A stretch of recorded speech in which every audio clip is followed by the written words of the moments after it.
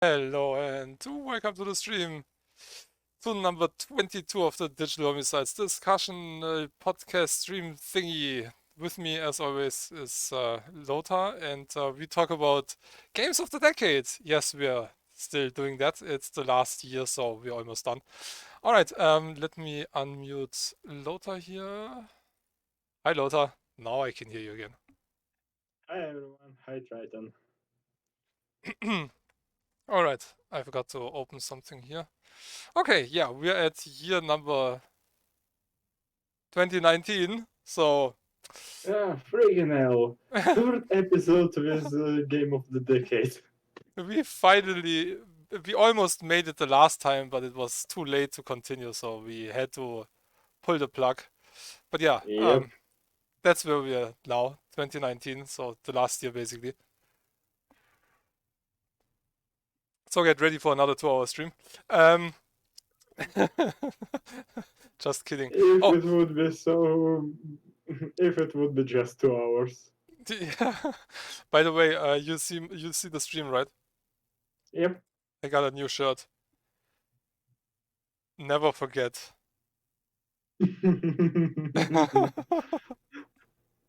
Floppy VHS and Yeah, all the old school stuff. magnetic. All the old school stuff. You grew up in the 80s and 90s, you know that shit. I have a bunch of really cool shirts that I ordered. Aperture Laboratories and Flynn Arcade as well. So, alright, Yeah, anyway. I hope I will get my really cool shirt that I showed you Yeah, next eventually. yeah, next time you can wear that. And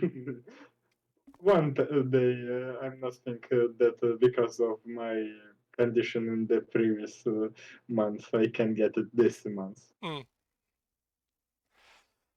Okay, then let's get into that. Beat Saber. Yeah, that's a game where I could talk for hours, I guess. If you are interested in VR, this is the have to get game. I mean, you definitely need this game. If you have VR and you don't own Beat Saber, why? And if you want to get the best full body workouts, get Beat Saber. Seriously, there have been people who did challenges, Beat Saber challenges, about 30 days or 90 days or something like that.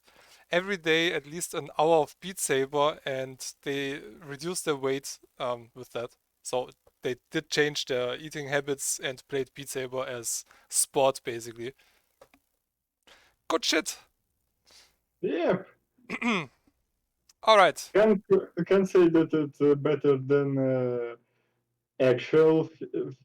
Uh, uh, how should I put it? P- um, it's physical activity. I don't know how to put that in English. It can It's workout. I don't think that it is good as workout, but it's definitely a good alternative. well, you do have to do more. I mean, you cannot just do a workout just with Beat Saber. But when it comes to the cardio effect for your heart and the heart rate and um, all that kind of stuff, that's pretty good. It's basically like riding a cycle indoors, but you move your whole freaking body with that. So, and the better you get, the faster you have to react in Beat Saber, and yeah, you do feel that your muscles. I mean, when I stream Beat Saber for 2 or 3 hours, I feel that I did a workout. I mean, it's not like pumping iron, but um, yeah, it's definitely for me personally, it's better than going for a run or so, which would be kind of hard on my joints and all that kind of stuff. Anyway, it's not working as only the only workout that you will do in your life. No, we're not. But definitely an interesting thing. There's another game called Box VR, um, where you Oh shit! I basically, do remember how you played it. yeah, it's like shadow boxing, but also with beat and stuff like that. It's not bad, um, but completely different from the movements compared to Beat Saber. All right, moving on. Control, which was released last year on PC, I think. Was it last year? I, I think it And it was. was 2019 as well. It was Epic exclusive for the beginning. Let me see. I'm not sure. I think that just came at least to Steam. Again, I Control. said Yeah, m- it was I last year. said my opinion about Control more than enough time, so I'm going to be really short. Control might be a pretty game. If you could see anything beside be, behind all those particles. Those freaking particles are fucking insane. You basically can't see the game behind those particles. Therefore, I can't call Control a pretty game. Control is a fucking particle nightmare. And I will never change my opinion about this game unless the developers will turn those things themselves and not with the mod. Hmm. I don't remember being annoyed about the particles in particular. In particular, ha. Um, but I don't know. Maybe my expectations were too high for this game because everybody was praising it and ooh RTX and It ooh. Well, maybe RTX because of ray tracing and shit, but yeah, it's not actually really that good. That's one thing that I remember. The RTX effects were really good compared to other games like Cyberpunk, where you don't even have a reflection in the mirror. Um, that's that's something they You're, did really yeah, well in Control. But the game actually, itself, my theory was correct about Cyberpunk. Your body don't exist unless you interacting with bed, car, or something like that. Your body basically invisible for the world. yeah, that's the reason why there are no moving or no running animations for the third person mod that was out. That looked a bit Yep. clunky, which kind of makes sense when you're not existing normally.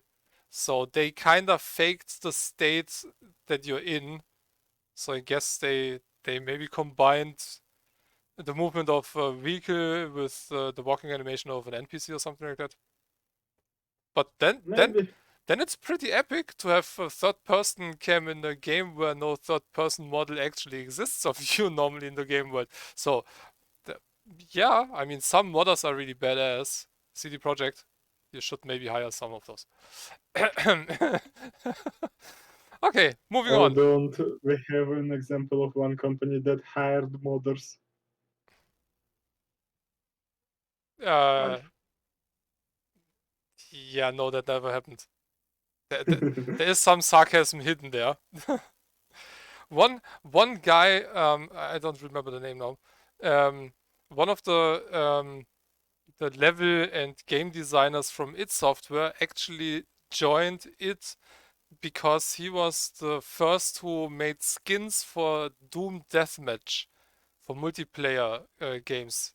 He was basically responsible for the colors and stuff. So that's why you have also colors in uh, in different game modes in Quake, for example, where you have those bright skins and stuff like that.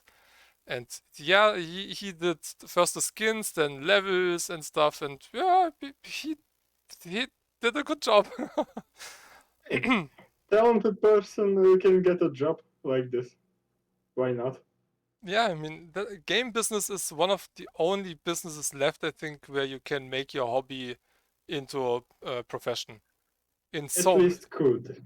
yeah, in so many ways. If you're good in 3D modeling, hey, doors are open. If you're good in audio, if you're good in anything, you don't have to study or do shit like that. You just have to be good in something. I mean, a lot of those people who are huge today, Bill Gates is a dropout. He didn't finish college. He dropped out. He had a lot of money for to begin with. Yeah, well, that and he already knew what his future will be, so he didn't had to rely on freaking college education.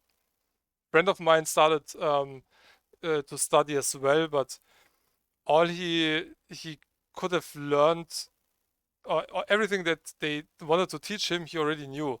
So he already had his game company and stuff like that, but he wanted to study to get better and higher class coding. But yeah, that would have taken some semesters to go there, and he was like, "Nah, no, that's lost time. Let's just work and create some more games." Okay, moving on. And it's so It is late, kids. freaking hot outside, and it's We have a rain. It's freaking cold rain right now.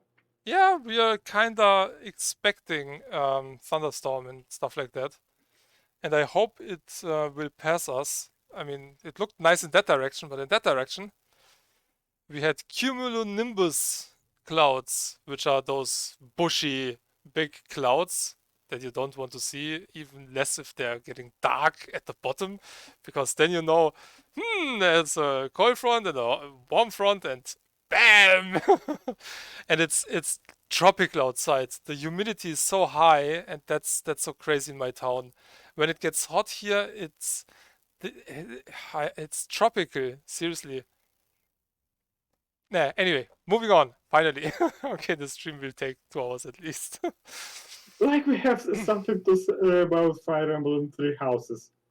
I have no idea. The name kinda rings a bell, but I seriously have no idea what Tactical JRPG. Pour yourself some tea. Blue Lions. A lot. is there even. Say about Hubert. Fine. Get out of here, Hubert. Nope. Next is Linhart for a total of 1.7. Tree. So, With a lot of so visual novel parts. Well, I told you tactical JRPG stuff. So But yeah, nice 3D models and animation, so I have no idea, so might be good. What do I know? Okay, Super Mario Maker 2. Well, yeah, I think it appeals to a lot of people. Maybe not well, to me, but I have an experience with Super Mario Maker 2. I didn't have an experience with Super Mario Maker 1. All I can say is it's kinda fun-ish if you get the right maps. So basically, a lot of trash. You can make your own trash. You can look for courses made for two people. You can run even courses that was made for single player and two-player mode, I think that changes. and that would be a freaking disaster. Let's see. I think you had better co-op, or you had co-op in Mario Maker 2. I think the first Yeah, one you had no the co-op. first one didn't have one. So The yeah, second one, yeah. it's basically a super hardcore um, editor for Super Mario, and if you want to Yep. play the hardest Kaizo maps or whatever, that's where you get them. And again, the problem is there is a lot of trash. Yeah, sure. I mean, it's like the workshop on Steam.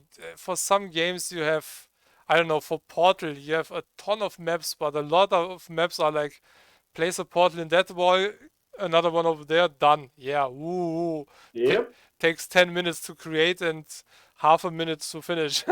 So, yeah, I mean that's obvious. If you give people an editor and an open marketplace in quotes where they can just put everything out, yeah, you will have offensive names, you will have absolutely impossible maps that just won't be able to you won't be able to finish, for example, and stuff like Oh, yeah. that.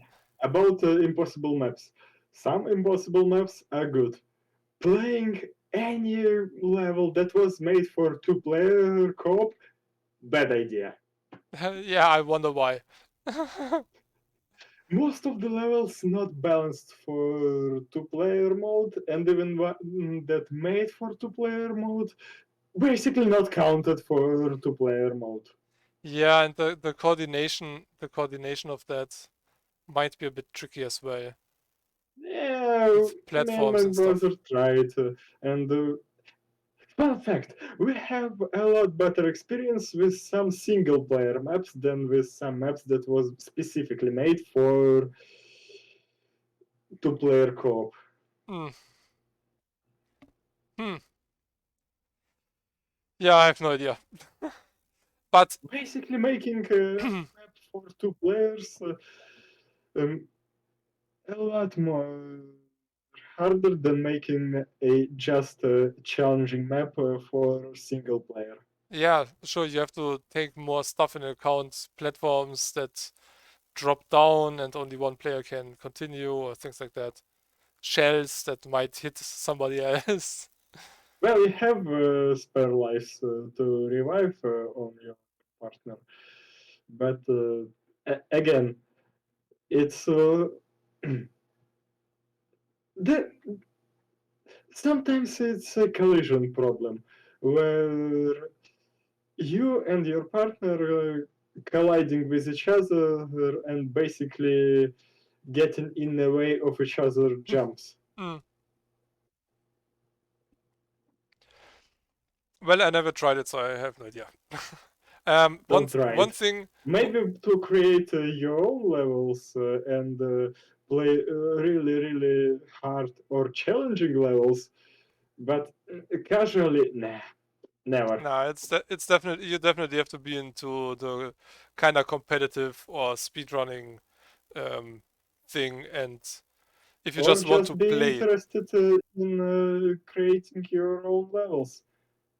Or let's just say interesting in creating your own platforming games because right here you can basically see how elements can work together, how player interact with those. You basically can see every fail state on your stage and take this into consideration, like why this place have more failures, why this place have no failures, and so on and so forth. mm, It basically a good experience for that. Well, if you actually trying to analyze stuff that you made. yeah, I've actually seen that. I mean, it's a cool editor, but yeah, you have to be into that. Yep. Um, One thing, if you're streaming and somebody tells you download code, you might want to check what you type in because there are trolls out there. And when a code starts with an N, you should not, you should maybe read first what they tell you, even if there are numbers included. I've seen some really interesting and kind of clever ways to troll people really, really hard. I'm Um, Russian. I don't care about that word. Yeah, you're not streaming, so it doesn't matter for you anyway. Okay, The Outer Wilds. That's a game that I have wishlisted. I want that. Um, And yeah, you know the obvious reasons why I'm ignoring that. Tom, I keep hearing about this do we thing have you can piece together gameplay movie here? sets despite I think being not. Don't think so. Yeah, basically, it's a time loop game where you have a certain amount of time where you can do stuff and proceed in the story and find out what's going on. Um, so it's kind of hard to describe, I think. Majora's Masks. Okay. That's one of the Zeldas I didn't play. It's That hard to explain. Majora's Mask. okay, yeah. Okay, you know that. Okay, get it. I mean, if you like Majora's Mask, get it. Awesome. I know that Majora's Mask is one of the really, really good Zeldas, but I did not play it yet. Another Oh, Pokemon Sword and Shield. Mm, yeah, that's kind of nice actually, because in the last year they released expanded versions of Sword and Shield. okay. It, And yeah, you should buy the expanded versions separately. I don't think that you have an option to upgrade your Sword or Shield copy to expanded copy. I do have one problem, and I had it back in the day with what was it? Was it black and white or what? I don't know. If Whatever, pair. yeah, it's I mean, you have two versions of basically exactly the same game besides the Yeah. main Pokemon that is on the front. That's the only difference basically. And that's And that's you always have a fart face as your rival. yeah, it's that's such a shit move from Nintendo. I hated that so much when I was still working with and for them. It's just some kids had parents who were Actually, no. also Some Pokemon rosters was a little bit different from one version to another. And to get every yeah, Pokemon, but you should trade. I mean, yeah, come on. It's you Yeah, should it's still shit. just have one Pokemon, call it Sword and Shield, and be one version. Done. Seriously. The cool thing is, I never played Pokemon myself, but I do have limited Pokemon to trade on my freaking 3DS from working with Nintendo back in the day and selling stuff. And you could only get them in a store from somebody like me. If you didn't go into a store and got it from somebody like me, there is no other way to get them. You cannot buy them or play for them. If there's nobody out, you're fucked. I don't know which one it was, but I know that it was yeah, you could only get that as a promoter and then you could trade it away basically. Something stupidly rare, basically. Yeah, no idea. A Charmander. Hmm. I know a little bit That's about Pokemon. fucking cruel. It's not like I don't know anything about Pokemon, but it's just something I was never into. Never ever. So yeah. Anyway, okay, moving on. Pokemon. Yeah, Pokemon is Pokemon. If you like Pokemon, I mean, Pokemon is Pokemon and will be Pokemon in 10 and 20 years and 50 and 100 maybe. I don't know. Okay, Resident Evil 2 remake. Was it 2019 really? God, Corona Yep, I think it is. Corona kind of messed up everything. Seriously. Okay, Will so the last at least a year and a half. yeah, you can talk about Resident Evil 2. I only know the original kinda ish. Yeah, I didn't play the original Resident Evil 2, but I definitely played in the remake version. I do like how they put it into new re-engine and well, basically made it a little bit more actiony, let's say it like that, Mm, than with your tank control and stuff like that. With current control scheme, running away from stuff a lot more effective. Especially when something big as a freaking refrigerator or walking very slowly behind you and looking for you in every freaking room.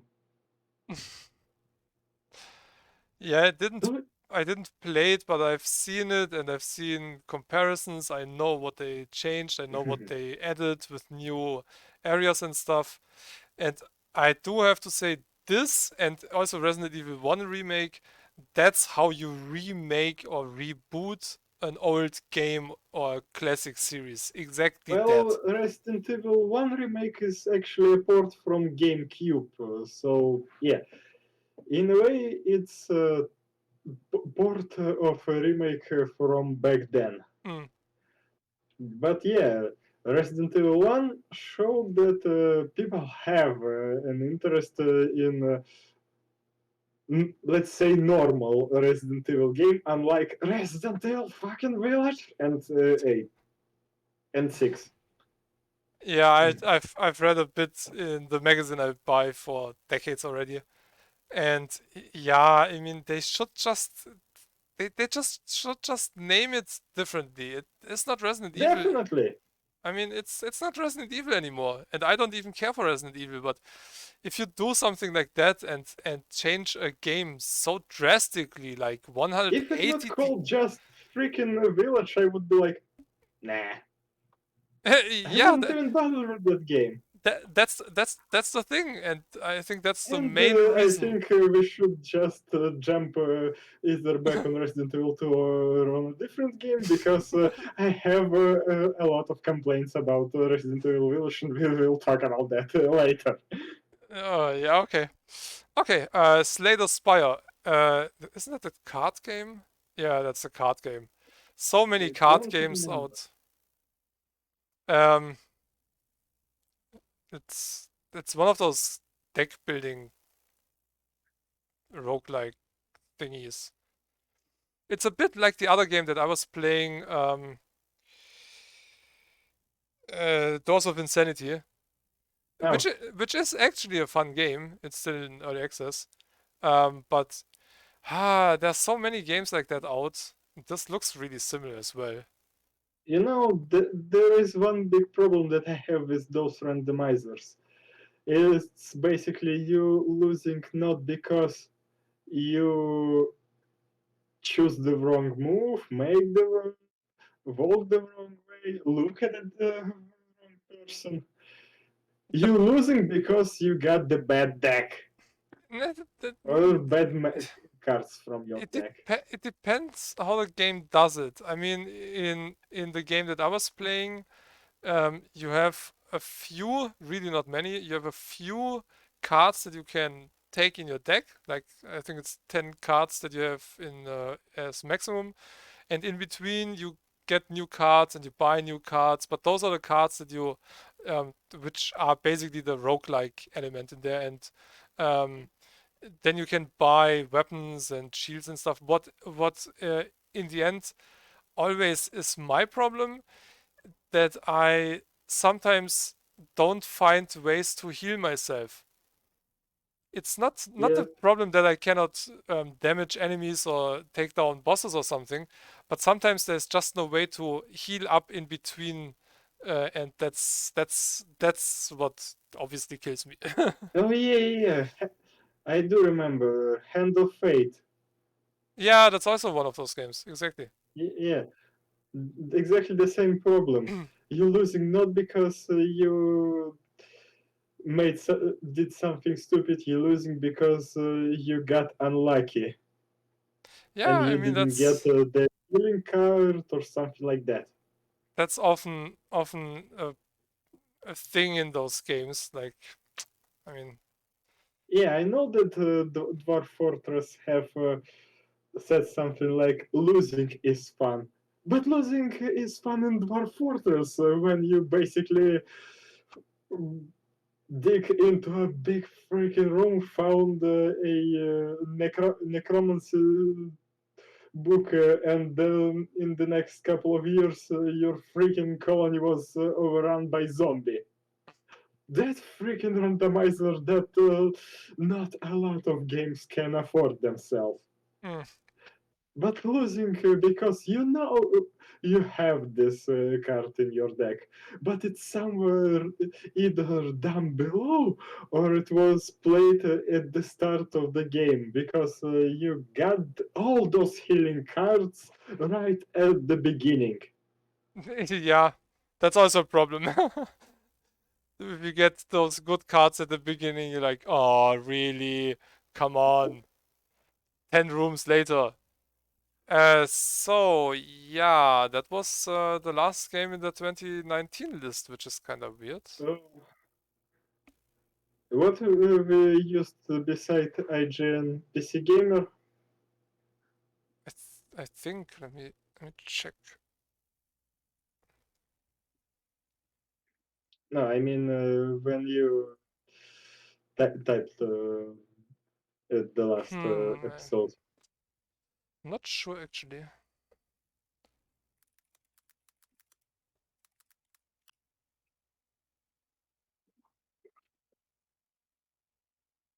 That's the German. That's actually a really strange list. Out of the basically big PC games, only two: Resident Evil 2 remake and Control. Yeah, kinda weird. And Control was Well, also out on the consoles. So that's the Well, it's challenge. basically the same thing as with 2000. Mm, Okay, that's a comprehensive list. it's basically the same thing as with 2016 when they didn't even mention Dark Souls 3 and other really big titles that was around at this time. Okay, yeah, I'm not sure how fast we can get through that list, but that would be one way. Yeah, 2019 was a very strange year for games. That would be the top 50 games of 2019, but including PlayStation 4, Xbox One, Nintendo Switch, PC, and mobile. So that, It's a bit many. Did you? They didn't. Yeah, they don't have categories for mobile and stuff. It's all just one oh list. boy, I have more. I have more. Wait, wait. 10 best games of 2019. let's go with that one. Let's do that. Yeah. Okay, Resident Evil 2. We already talked about that. Yep, at least mentioned. Heaven's Vault. Yeah, PlayStation. Should we mainly cover PC stuff because Well, at least we can talk about stuff that we know about. yeah, I have no idea about Heaven's Vault. Same. Planet Zoo. Yeah, well, I mean tactical game. Well, Planet Zoo actually. It's a building Mm, strategy game. yeah, but it's building strategy game and it's kind of fun. I like the idea. I like the premise, and basically, I played what was that? Zoo Tycoon. That one that was made by Microsoft. Yeah, I think that was Zoo Yeah, Tycoon I years ago. definitely like the Zoo Tycoon, and Planet Zoo is mm, a lot more the same thing on a lot on a different scale, Mm. grander scale. Yeah, it's Basically, if you like tycoon games, management games, that's definitely an interesting experience. it's from the same developers as Planet Coaster.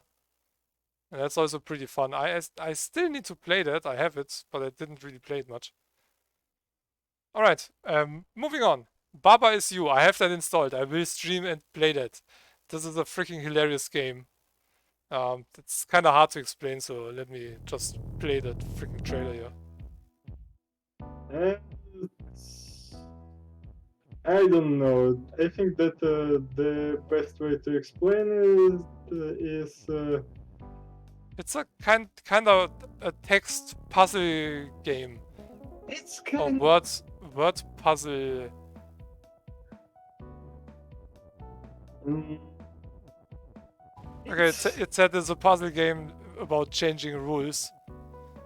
well, it's basically relating to programming shit. Yeah, pretty much. Yeah, it's kind of coding.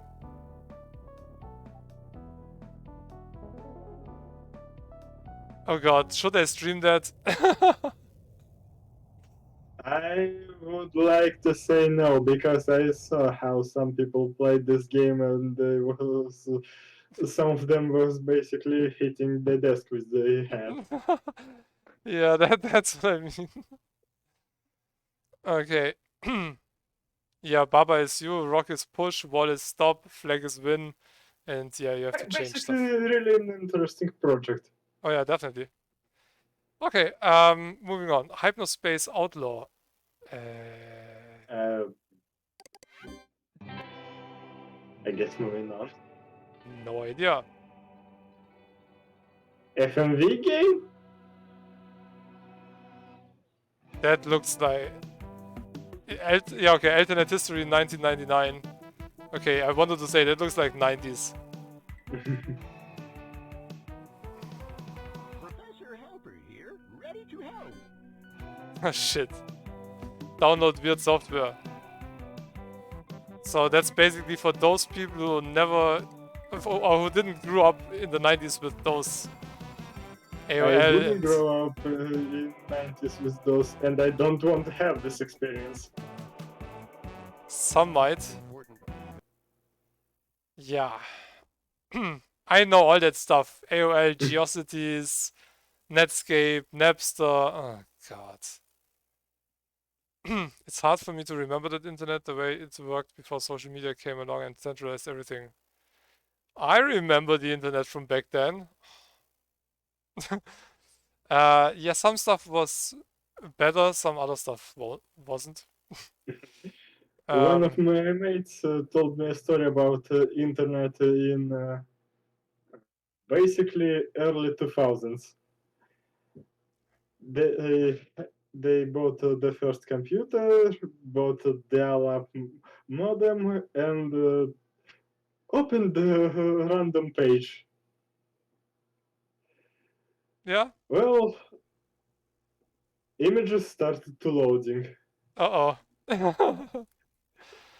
2 or 3 minutes later, basically, shirtless lady on half of the screen, and I was like, okay, we got it. Close the browser, and yeah, we'd like to cancel our internet subscription. Yeah, and half an hour later, Mama said, no internet for you. Nope, nope. And for those who didn't grow up with internet back then, let me show you in quotes, or let me play for you what's it sound like when you connected to the internet through telephone lines. You're a monster.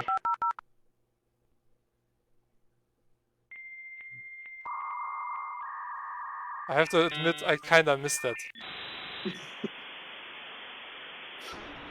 You knew something was happening, you know? Today you just open your browser, you're online because you're online 24/7.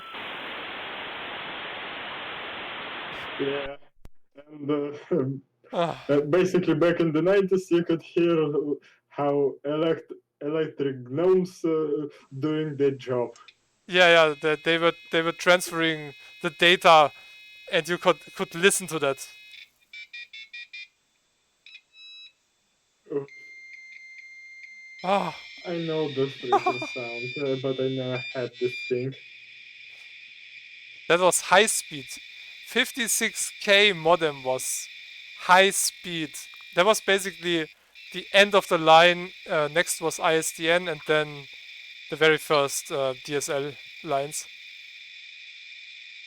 Holy shit, where did... Okay, I don't know where he tried to log into, but that sounded like it had a hard time connecting. But yeah, those were the days. Okay, moving on. Still 2019. Um, One of Lothar's favorite games, Metro Exodus. 1890? Freaking hell. Okay, Metro Exodus is 2020 game, and move along. Okay, observation. Oh, I actually have that installed. It's a kinda... I don't want to say walking simulator because it's in space and you're not walking a lot. It's a floating simulator. Big difference. But basically like that. So puzzles and story and things like that. Looks really, really awesome. Well, if it have puzzles, it's already not just a walking simulator. Okay, let's see. There's a HQ, trailer. this is Dr. Emma Fisher on board. I like Observation. trailers. In that case. I still don't know what happened or Space how I ended station. up here. Those things always There is charming no in sign some way, of the other crew. It's just but also so myself and claustrophobic. Sam. Yeah, that's the thing. It's not like you can just get out for some fresh air. Yep, But that's the thing. Something has metal changed separating inside. you from freaking painful death. Yep. Sorry. But hey, you don't. Painful and gruesome death. Yeah.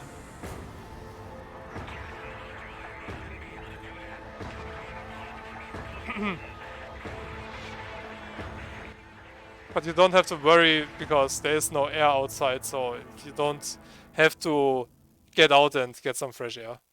That won't work anyway. But yeah, no, that's definitely nothing that you want to try if you're claustrophobic. I mean, you wouldn't even get there because you would already go nuts in the rocket that will bring you up. Because that's You'll get nuts in the taste in astronauts tasting chamber. You wouldn't be even put to the in a 50-kilometer radius to the Nope. rocket. You would already go nuts in the spacesuit. Ah! Okay, Outer Wilds, we're ready. Oh, wait, there's actually a trailer here. Yay! One page did it right. No, it's basically an adventure game.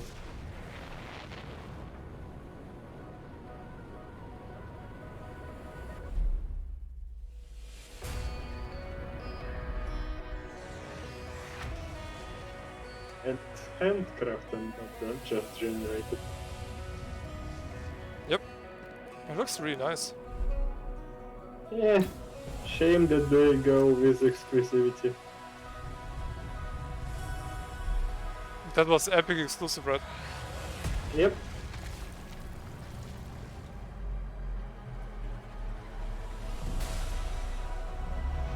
I guess it will be in Game Pass sooner or later. But yeah, it looks really awesome. Damn. Yep. And it does have a reasonable price. $25, I mean, hello. Okay, also a game on my wish list that I really, really want to have. Disco Elysium, or Elysium, I have no idea how to say that. I think it is Elysium, if I remember correctly, the pronunciation that was used during the Game Awards. Mm-hmm. It looks really, really awesome. Really great art style. In the great Also, city, one of the at the greatest end of the world, pen and paper RPG experience that you can have on PC. and a strike. Is it based on pen and paper? Nope, it's just made in pen and paper style. Ah, okay. Every action is a dice At roll. their finest. Yeah, it's a real RPG. 1 cents. Specifically pen and paper RPG. Or lose your mind. They just released a free Disco update, when I remember right. Extended version or something like that.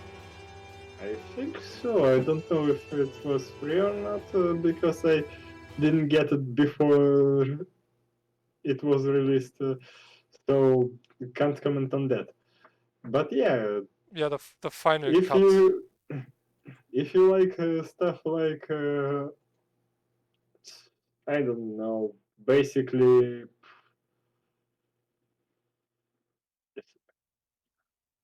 Divinity,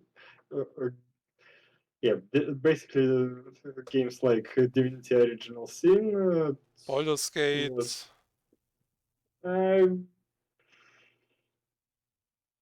Kinda stuff. Pathfinder's Kingdom Maker. Hmm. Well, basically a lot of games that have non-hidden dice roll and not just like you need 20 charisma to pass this thing. You have 20 charisma. We don't even bother with rolling the dice. Hmm. Okay. Yeah, so it's basically I don't know on what roles or rules this set, but a bit like D&D, kinda in the background. But yeah, that update is free. Free mega phasmic content update. And if you buy it now, it's called the final cut. But yeah, if you own it, you should maybe give it another go because new content. All right. What? Did we finish with 2019? Yeah, no, we are at Age of Empires 2. Honorable mention. Yeah, why not? That's also really nice remake. I didn't grow up with Age of Empires. Uh, Yeah, I did play it, but we didn't had hundreds of new released games per day or per week. yeah, No, you knew, oh, in a month or two there will be a new game coming out. What is it? Okay, it's not my type, but I'm getting it anyway because I have nothing to play. This is a really, really awesome remake. It's also kind of cool that they just called it the Definitive Edition. Okay, another honorable mention, Yakuza Kiwami. I have it, I didn't play it yet. I have only Yakuza 0, but yeah, okay. You have Zero and Kiwami, I think that those were the ones in Humble. Well, Red Dead basically, Redemption. it's a remake of Yakuza 1 without a cheesy PlayStation 2 voice acting. Some people like it. I basically despise it. Well, I definitely think that games like Yakuza is much better with original voice acting than with English dub, because English dub is fucking atrocious. Yeah, sometimes they fail with More often localization. than not. Freaking Red Dead Redemption costs still $60 on Steam. Are you kidding me? Well, GTA 5 only recently got heavily discounted for Russia, at least. Oh, that So was yeah, GTA 5 was actually on sale several times already. It's yep, $15 on Steam now, but I think just because of the 50, sale. 15 or 50. 15, yeah, 15. 14.80 at the moment. Including the Criminal Enterprise starter pack, which costs $10 normally. So it's $10 plus 4.80 for the game. Mm. I mean, wow, that came out 2015 already. Oh my god, where did the time go? Holy shit, seriously. I just played it a few years ago. It was basically a recent release for PC, more recent than for Yeah, kinda. Xbox And still, 360 and PlayStation 3. yeah, I think it came out 2012 or 13 or so on the consoles. And you know Always a what? few years difference. You know what? Actually, fascinating that GTA 5 had a lot of the same problem as Cyberpunk. Or yeah, on 360 and PS3, play GTA 5 had a lot of the similar problems with Cyberpunk on previous gen consoles. I do know that even though the PlayStation should be the more powerful, the GTA version looked better on the Xbox. Because Sharper. PlayStation architecture, It was the same uh, with Ghostbusters. The textures were just much sharper in the background. basically the problem is PlayStation software. That yeah, PlayStation software. People spend a lot of time learning that shit. And even Yeah, if not the it's most just a easy. game out of in the end of the line. It's not the easiest system to develop on. Yeah. They have a lot of, or at least for the PlayStation 3 and 4, I know that they had a shit ton of different modules that you had to take care of. And Xbox, PlayStation 2 as well. yeah, okay. Xbox basically, when you can develop it on the PC and yeah, max out the settings for the Xbox hardware, you can just do that. If you cannot work on the Xbox, yeah, it's more or less a porting thing or a compile thing. So Yeah, that's when I can basically upload Microsoft for creating DirectX. yeah, that's one of the things. Yeah. So and the future for Xbox and PC gaming will basically be when it is released on the Xbox will be released on PC as well.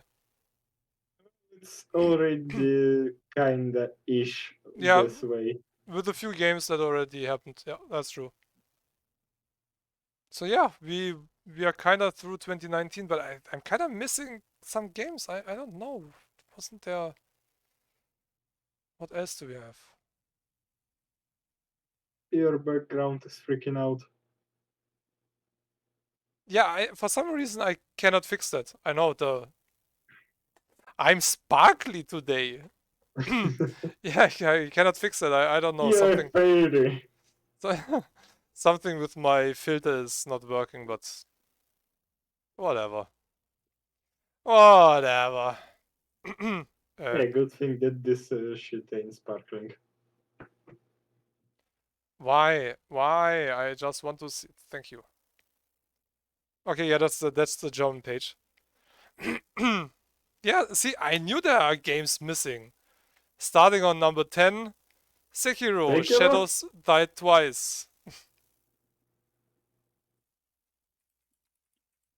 What the fuck, AJ? Yeah, March 2019.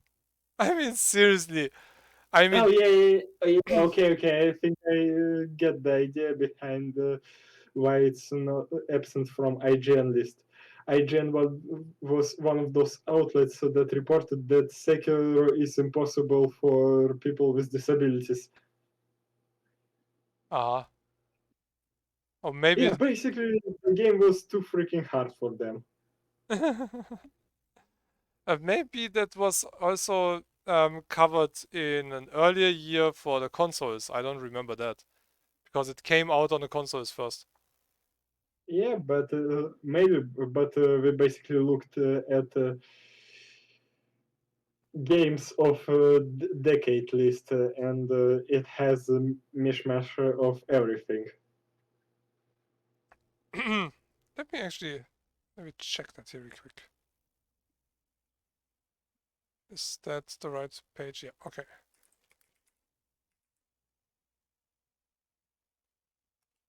Nope, they didn't cover it. Okay, moving on. Number 9, Planet Zoo. We already talked about that. On 6, Tropico 6. Mm, It's not a bad game, but I'm personally not a fan of Tropico. Yeah, I only tried it, but I'm in general not. That's just not my genre. It's For me, Tropico has the same problem as civilizations, all of them. Abrupt end. You basically can, if you don't know the goal, you basically can just win by the accident. yeah. I'm not sure if that's working in Tropico where you're a dictator or something like that. So. It has a logical ending. So yeah, when Okay. you're making one final push, basically game over. Wow, IGN seriously sucks, and the other page sucks as well. They missed so many good games in 2019. What the fuck? Gears 5. I mean, hello.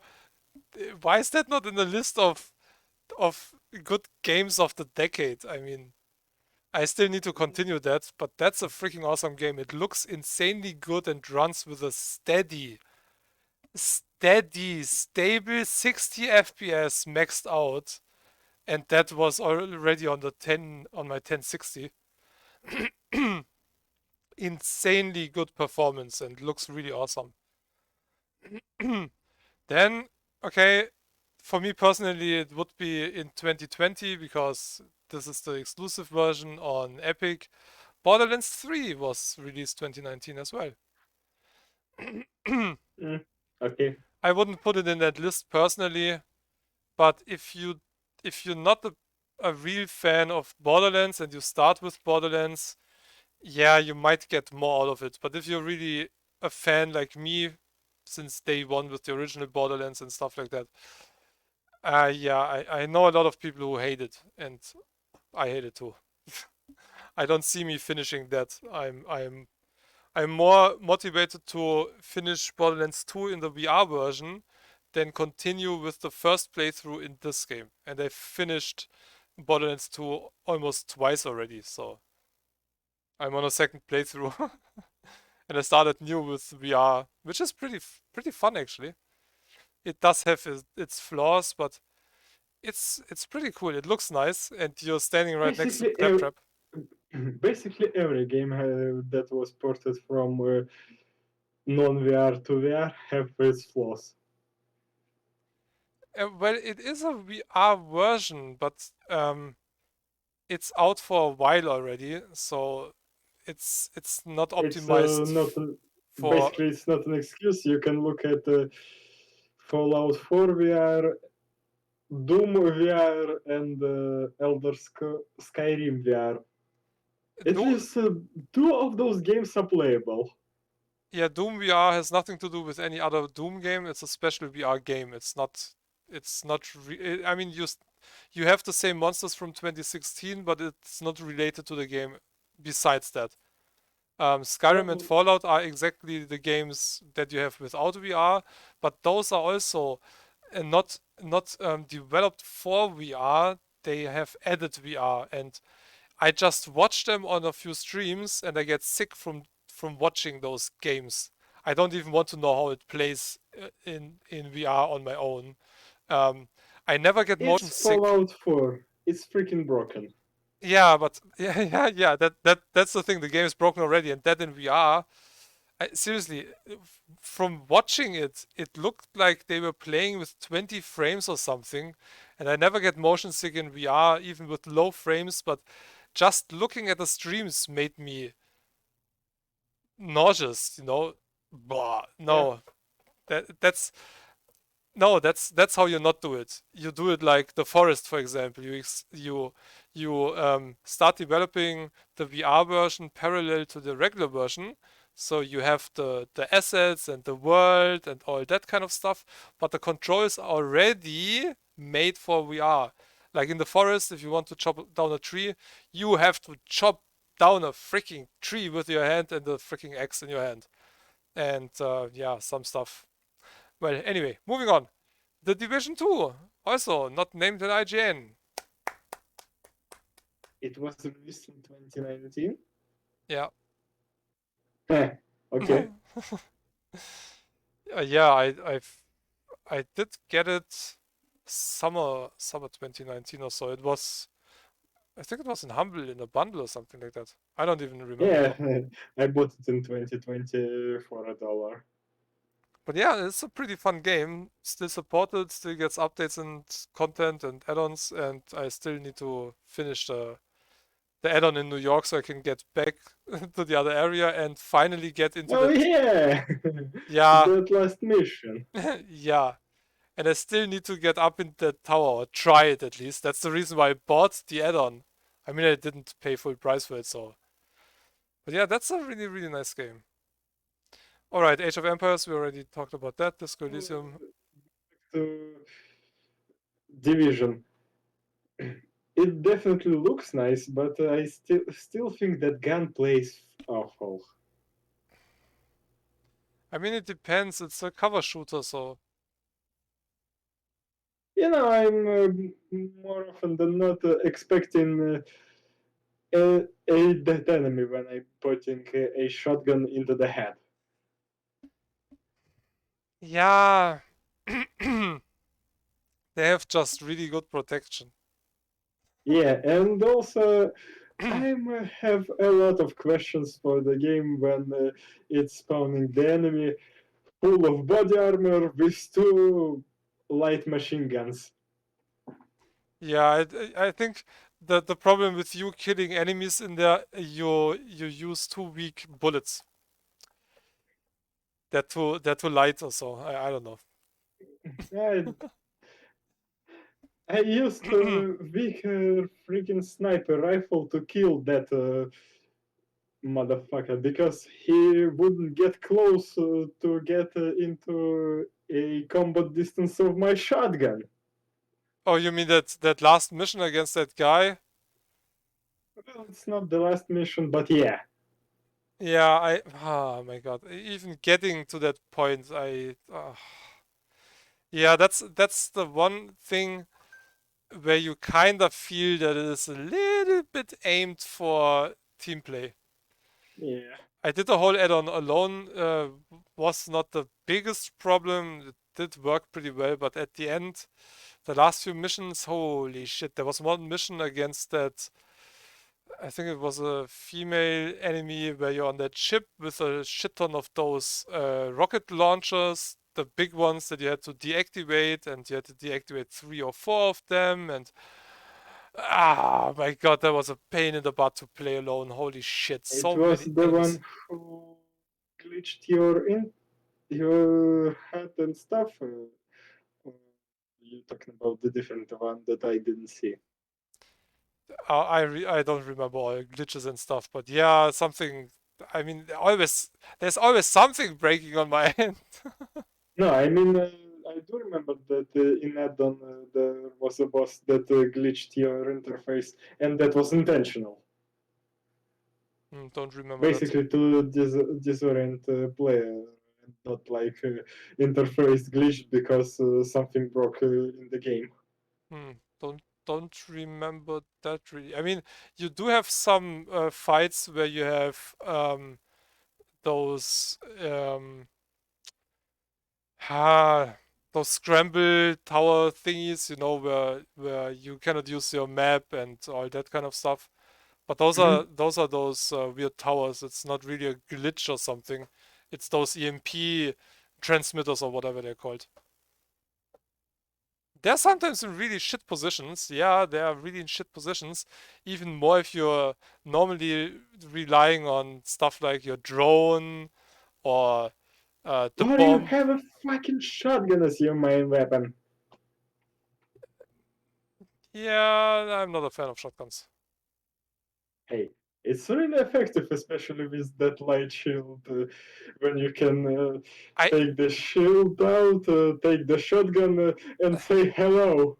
I seriously not to this day, at least I don't remember it, never used a shield. Not once. It's kind of fun, but only one of those funs because fun. Only one of those shields is fun because you can use main weapon with this. Yeah, that's Two other shields use just a side gun.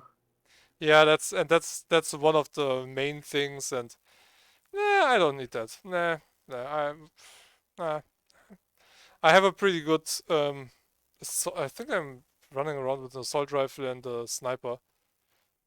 No, I'm good when it comes to that, but yeah, that one fight, and it is the last fight in that add-on.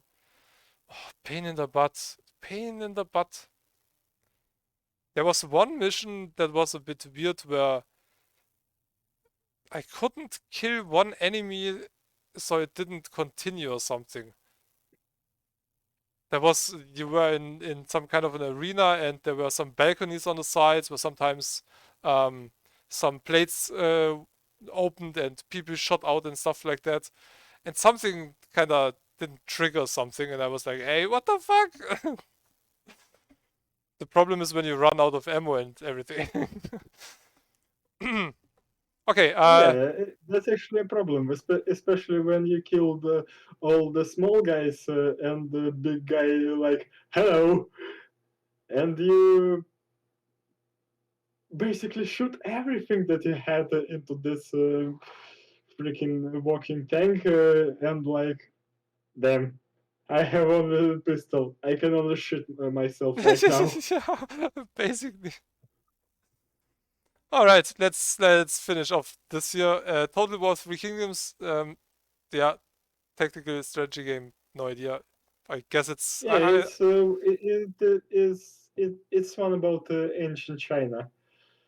Yeah, I mean, Three It, King, Total War, the Total War series is a pretty good one as far as I know from reviews and stuff. I have a problem with Total War Three Kingdoms in general, because Total War Three Kingdoms added ma- mainline games hero units, not just general units, but hero units.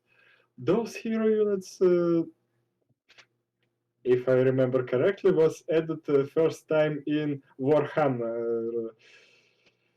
Yeah, Total War Warhammer, if I remember correctly. So basically, you have one big chunky guy who can kill one or two squads based on his level alone. Hmm. Okay. Yeah, I cannot say anything about that. So,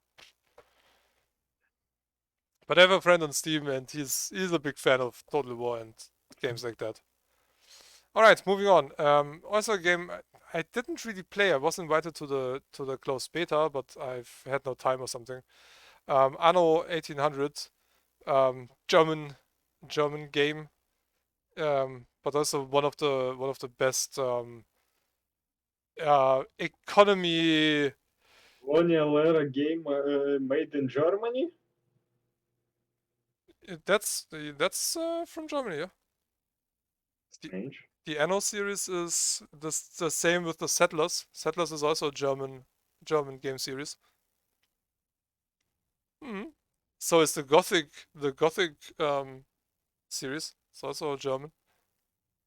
Yep, I know about Settlers and Gothic. I didn't hear about Anna. I think it's French, Uh-uh. obvious reason. I No, thought it's French. Anno. Is that even in English? Is that a word in English? I mean, it's a German word, which basically means back in. So back in 1800. It's basically the meaning of Anno 1800. You know, Google Translate saying that it's in Italian word for year. Yeah, that might be. Just like I said, it's a term in Germany. Anno is from back in that year basically. Yeah. Yeah, and basically, if we're looking at this thing with like it's translated from Italian, it's basically year 1800. Mm. Still the same He meaning. knows basically. Yeah. Yeah. Okay, well, that was that. So much for this. Do we have wait, so page 2? Okay, those are just pictures. All right. So we basically finished with game of decades of the decade. Freaking hell. If we don't want to go through that 50 game list, yeah. What do they have on the top 10? Let's see the top 10 here. That Why? means It says table of content. I click on games 10 to 1. Why? Okay, thank you. Now it worked. That's actually a pretty cool looking game. I think I have that. If I don't have it, I have it wishlisted. A Short Hike. Looks pretty cool indie exploration game. Resident Evil, we had that already. Death Stranding. odd choice, but yep, that game was released in 2019. A game I definitely have to get sooner or later. The Outer Worlds. That was also 2019. That's also a pretty cool game. Wait, Outer Worlds in 2019 and nobody mentioned it? Hardcore, right? The fuck? Yeah, exactly. Exactly that. Okay, It was exclusive same on Epic, same but thing with as with Metro Exodus. It's a 2020 game. Moving on. basically yes, basically. We don't count Epic. Luigi's Mansion 3. That looks really awesome. Sekiro, okay, we had that already. Baba is You. Devotion, horror game. I think I saw trailer or something. I can't remember that. Oh yeah, Asian horror game. Those things actually can be really interesting if they made the right way. I just find Dark Devotion on Steam, and but I think it's I see the soundtrack. I see the soundtrack from the game, but huh? This content requires the base game uninitialized on Steam in order to play. What? Is the Oh game? yeah, there was a. Oh, Chinese users review bombed Steam. Oh Ah, no no no no! that Not was not the just Chinese users review bombed the game. Basically, mm, that was the Winnie the Pooh meme that caused a bit of no, stuff. no, not only that, not only that. Well, I can't remember it just from top of my head, but it was a lot deeper than just Winnie the Pooh stuff. And the problem is, Steam could just delist this game from China region. Hmm. If that was just Winnie the Pooh stuff, they could just block this game for Chinese region. It's definitely a much more complex issue that make it delisted from the store at all. Yeah, weird. Okay, controller number 2 and Outer Wilds are number 1. I definitely need to get Outer Wilds. Alright, well, Okay, so we just got we did it! Outer Worlds added into this list, Yeah, we but did. the same thing that with Metro Exodus, as I said. Oof. So, personal choices. What do you pick as best game of the last Ah, decade? there were so many. There were so many good games, but for me personally, just looking at, I mean, I, if I go into my library, in my game library, and look at the games that I played the most, there are two games, and both came out in the last decade. So I guess those might be my favorite games. One is Terraria and the other one is Dead Cells, and they're definitely in the top 5 of the best games ever produced, not just the last decade, but those are in my personal top 5 or top 10 of the best ever created games, and will stay there for a long time. I don't see any other game pushing Terraria off the throne, and it's out for 10 years already.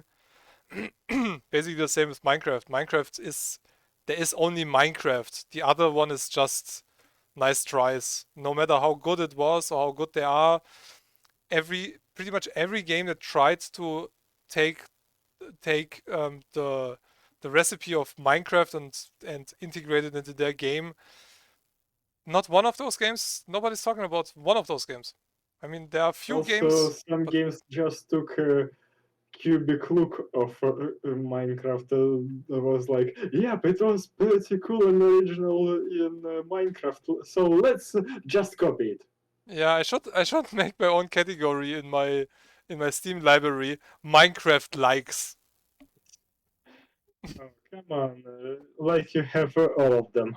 No, not all, but I have a bunch of them. I don't even remember the names. That's a problem, you know. Oy. Yeah, I know. There are so many good ones as well. I mean, Yep. one that I remember right out of my head because it is updated really constantly and is a free-to-play game is Creativerse, for example. It kinda takes the same idea, but adds a little twist to it. It's a bit different, and it completely looks different from the stuff that you craft, at least. The world looks kind of similar with the blocks and stuff, but the things that you craft and the characters you play with are not blocky in any way. So you have round stuff, and also the enemies look really, really awesome. So you don't have your cube enemies or anything. It's just really the world that is made out of those brick voxels, basically. And yeah, what was the other one? Uh, shit, there are so many like that. It's, Let's just remember that stuff like Roblox exists, even though that it's not that obvious choice and looks a little bit like shit. yeah, I never actually played it. Same thing. But I also I know know that that there's a I lot know of some people who played it, and basically description was it's like Minecraft. yeah, well, it is much more than Minecraft. Yep, I know that. But yeah. Okay, let's see if I find out something here.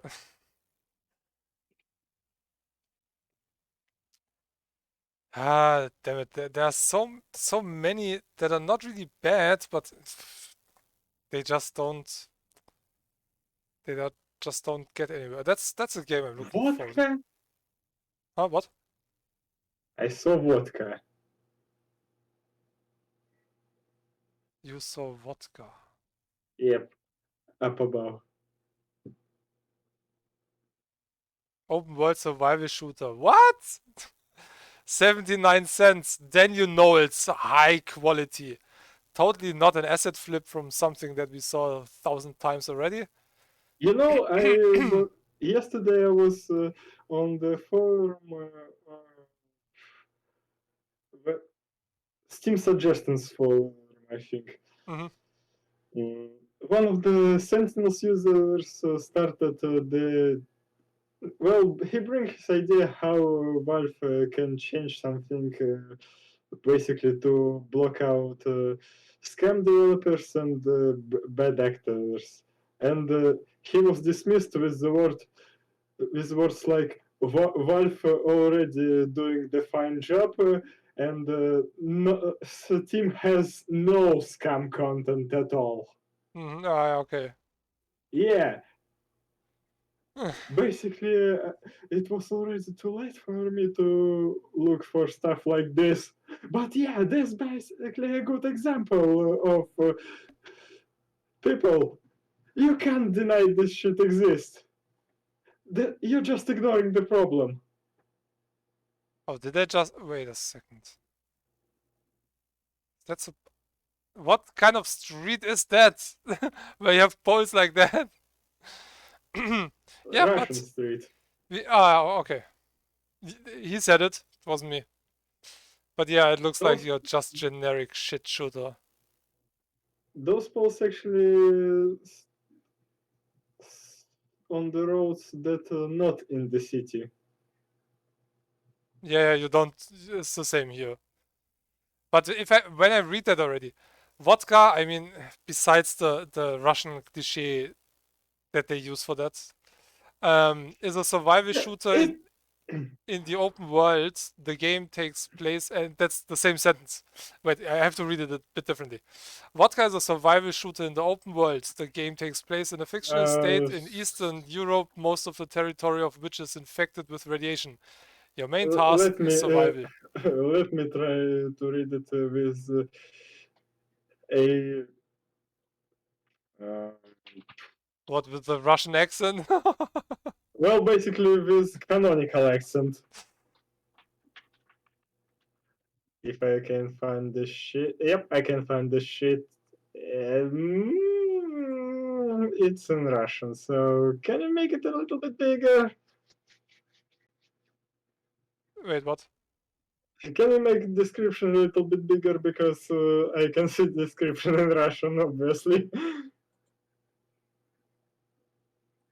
Yeah, No, hardly. Can you put it in a browser and then make this specifically bigger? I can just send you in Discord. Yeah, okay, that will work too. Vodka is a survival shooter in the open world. The game takes place in a fictional state of Eastern Europe, most of the territory of which is infected with radiation. Your main task is survive, comrade. In Russian, I am allowed to do that. Yeah, exactly. That's the thing. I I think that the original developer might not even be able to talk that good in English. What? That what? Oh my god. I know Sexy Sniper. That's from the same guy. Oh my god. Okay, so I that's basically the same asset pack. Holy shit, Soviet hentai, Magecraft hentai, hentai craft, Magecraft hentai survivor, the last of anime. Definitely Ah, 100% asset flip because this was released in April 2021. Okay, let's see. Okay, so I'm pretty sure that people oh my who god. said me that I just have if I if you ignore bad games that they will just disappear. I'm just wanna. I know that they're not watching us, but still, how you can explain this stuff? If bad games can just disappear from Steam, or I have a bad taste, or they liked by somebody and it's just not in my taste, how you can explain this shit existence? It's basically a scam artist. Yeah, I mean February 13th, one game. Uh, okay, so this is a platformer. I mean, doesn't look My list bad, at but least twice as long as yours. I can see a lot more games from the developer. oh my god, really? Yeah, Holy shit. Okay, so we have is that Unit Z assets? No, no, actually no, it's again. nah, but I kind of remember that I don't know where. Hmm. But yeah, I mean, Minecraft shooter. That was the Minecraft shooter. Retro Racer. Yeah, I've seen that before. I mean, there are several games out like this in good, so this is okay. Then we have the vodka one. Then we have the sexy sniper. Already checked that. And I'm gonna send you what I can see from this developer right now. car constructor. That looks more like a I don't know Lada simulator or something like that. Oh boy. Uh, So I'm saving this shit. and then we have the next games coming out June, another one in June, then in July, and another one in August, and another one in August. Oh my god, fuck you. Home creator, yeah, that's definitely an asset. Because that guy would be able to create an editor like that. Yeah, no. Street Striker. The Street Striker, and the first thing you see in the trailer is a freaking island with freaking palm trees, and the game is called Street Striker. Oh my god, you're not even in the same layer than the enemies. The enemies are behind you basically in a two-dimensional space. I mean, three-dimensional, but it's a 2D game kinda. Um, Yeah, his box saying that you're on the same grid, so basically you're on the same grid. it looks like it, yeah. The others are sometimes in a lane above you, like that guy. You just still hit him. Oh my god. At least those are streets now. Oh, is that Hey, bad? you also have know the you also can send the curved bullets. Yeah, and the green hair.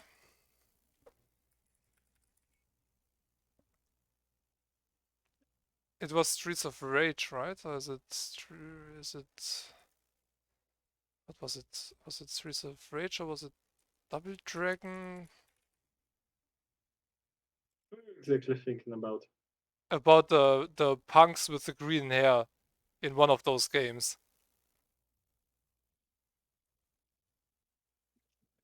Final fight, maybe. I don't know. In one of those games, the characters looked basically the same. I don't remember which one it was. But holy shit. Okay, Craftsman.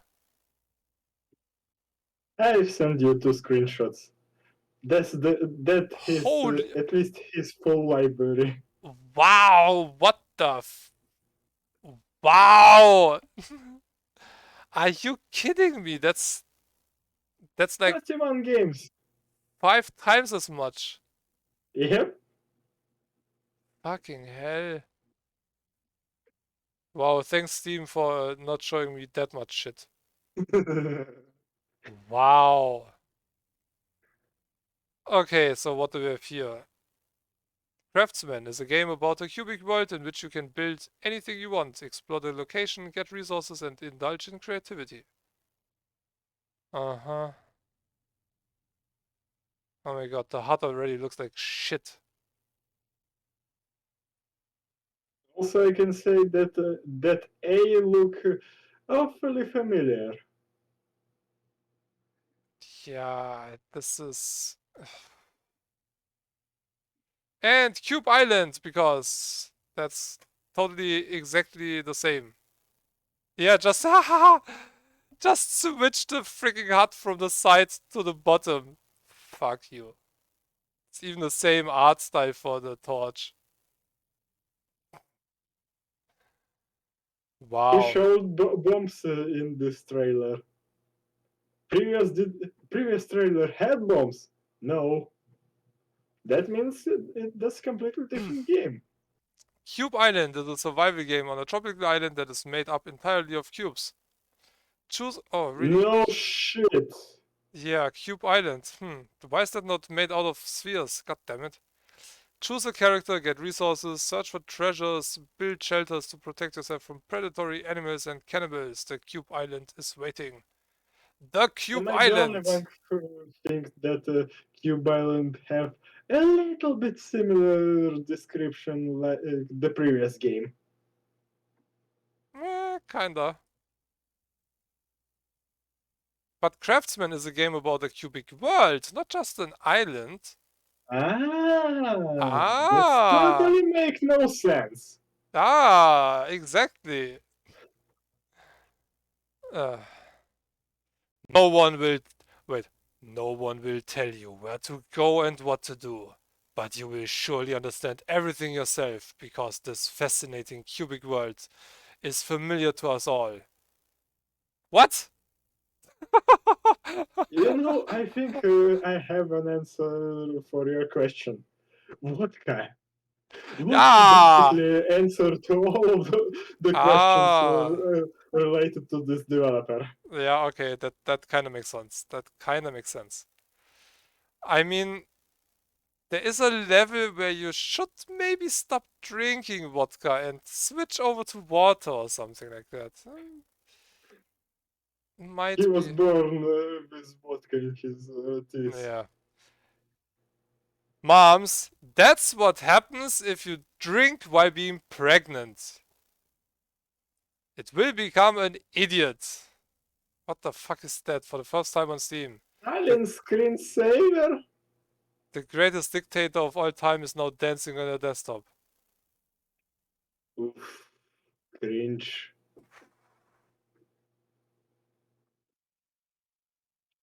Ouch. I like how we both just completely silence. Nothing to comment about this shit. I mean, it's yeah. Yeah, that's definitely 100% a legit version of Photoshop, isn't it?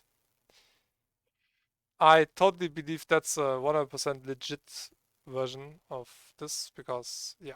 It might be at some point before it get to this user, but hey, Yeah. it's we have no right to say Nicely, that it might not be a legit nice, version. nicely phrased. Yeah, it was original before it arrived at that person. Perfect, awesome. That was just beautiful. Uh, Pure poetry. Okay, holy shit. Oh my god.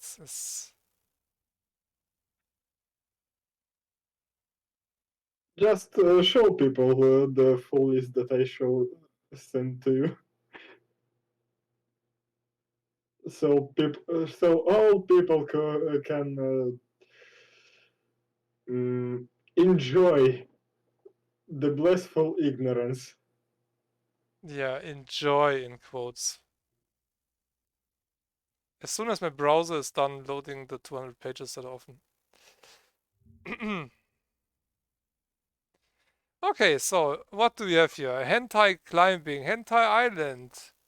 Oh my god, and April, May, and something something and something something and hentai forever. Oh my god, that's I know a few of those. January. Okay, let me.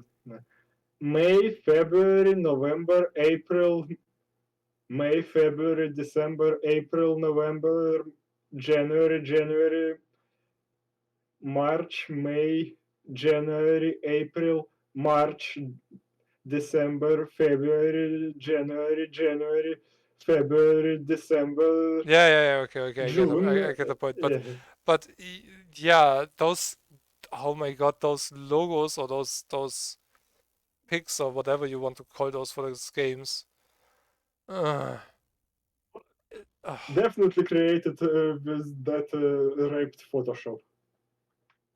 oh my god. Dance waifu, okay. Megacraft hentai survival. Soviet hentai, yeah, that totally makes sense.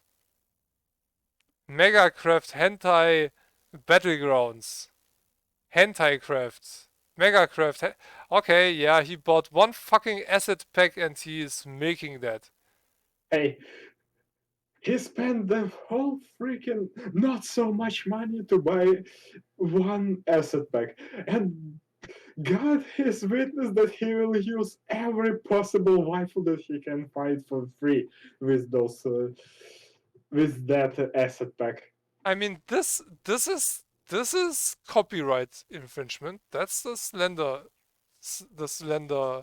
font, isn't it? Like Minecraft font Yeah, wasn't like yeah, that's the slender font. oof. This content marked as No, it's not. Sneaky son of a bitch. It looks really similar. Sneaky, yep, it's hate hentai edition. sneaky little Holy bastard. shit. Cyber hentai. Yeah, sure. I'm just gonna send you the picture The that last of anime. I can see on Steam from that Slender Hentai edition.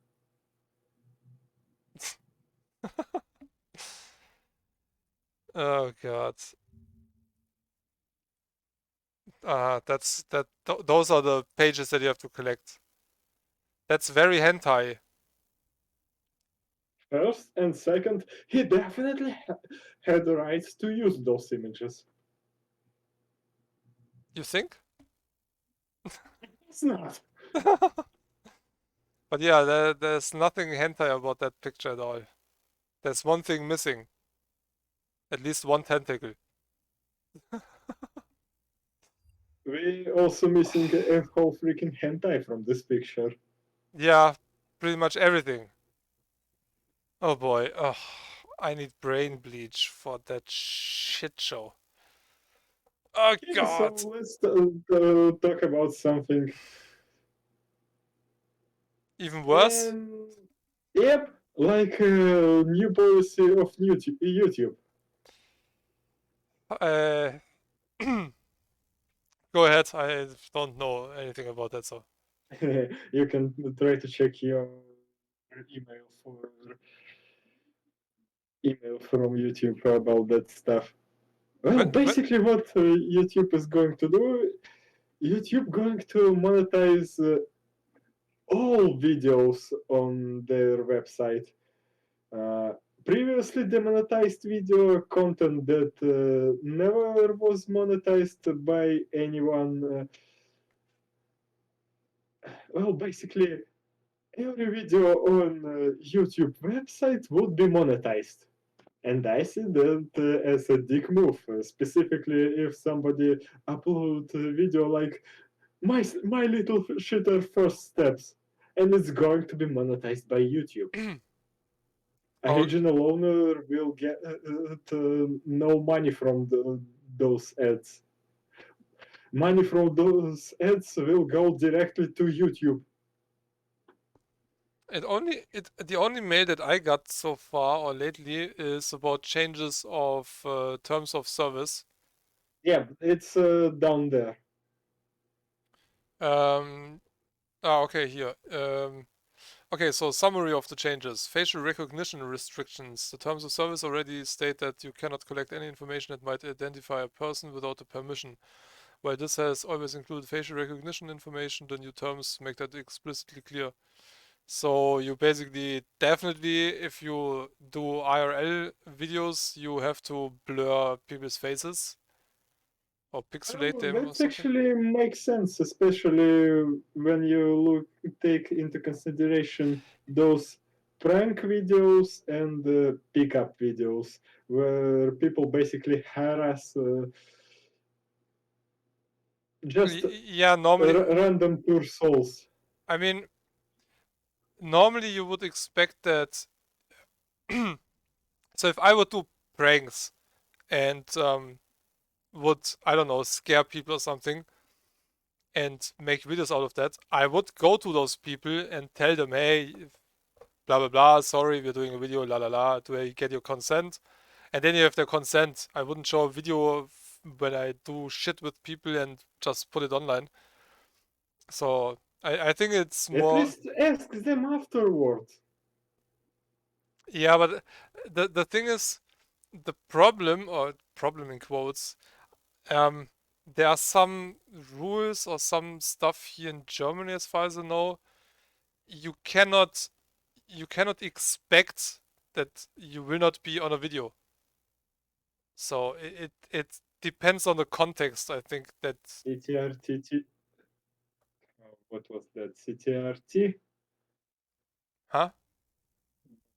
Full words. Well, basically uh, cameras that Oh yeah, are this, around the cities and stuff. yeah. I mean that's different. That's government and security and police. That's not public cameras. So I mean you Not for cannot me. you cannot say to a cop, hey, turn off your cam because I don't want to be on video. So No, it I will turn off the camera. The camera turning off, camera turning off, big black eye, and you like sure you want to do that?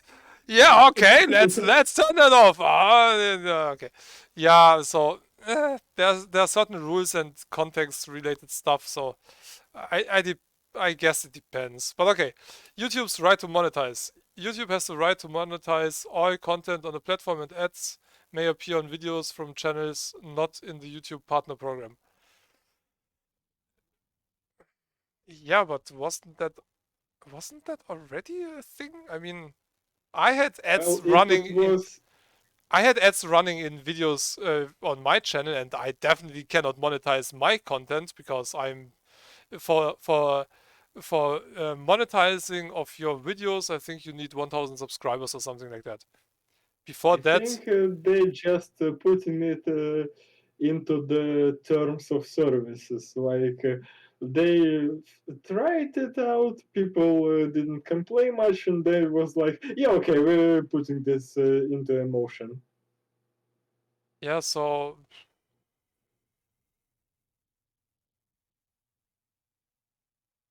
normally the term monetize in the term of YouTube means that you get money.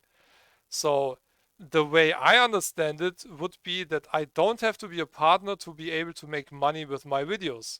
Not that YouTube gets more rights to make money because it's their platform. If they want to fucking put 10-minute ads into my 2-minute video, it's their thing. So I cannot do much against that. So I don't know where really the issue is and the outcry for that. If you don't like that, well, you're fucked. Then you're on the wrong platform. Basically, YouTube, is at the time being, is a monopoly. Yeah, If YouTube had a competitor and YouTube have small competitors, but those competitors not that significant at the time being. So yeah, basically YouTube is allowed to get away with a lot of shit that they wanted to do. I'm basically waiting for when they roll those changes that they will get a lawsuit from every government around the world for running ads on kids content. I mean, it depends on what ad will be running there. No, in Russia specifically, you're not allowed to run any ads on kids content. I mean, if you turn on the TV and there's a kids show and there's a break in between, there will be advertising, right? Yep, but that's basically a difference. How should I explain it? What's different about that? It's That is, television. They can do whatever the fuck they want. When you yeah, and that's YouTube. They can do you whatever the fuck they can't want. no, you can't put ads inside the children content. And what YouTube is going to do, they're going to put ads inside the children content. And that's the difference. Yeah, you don't know that yet, so Yeah, I can just they they they speculate, they but they I'm they pretty could much yeah. they could, but they might not. I mean, there's a thing where when you do content that is mainly for kids, aimed for kids, you have to mark that as a children related or for a children suitable video. Yep. And that kinda marks that video for a different category. So I think they might have a certain way that they might not show ads in between, just at the beginning or at the end of one of those videos. Not a single ad is allowed. That's why it was basically apocalypse for children content when they roll those changes where you can't monetize children content Yeah, at but all. I mean, nobody knows if there will be ads in children related videos. I'm not saying that they're going to be for sure. I'm just saying that So I I'm just waiting for the time when YouTube will get complaints from every government in the world for doing this shit. And I'm pretty much believe in big companies, and I believe that YouTube will definitely start running ads on top of children content. the thing is, with yeah, every company has to take the rules and the laws of their country It's into account. prohibited in USA as well.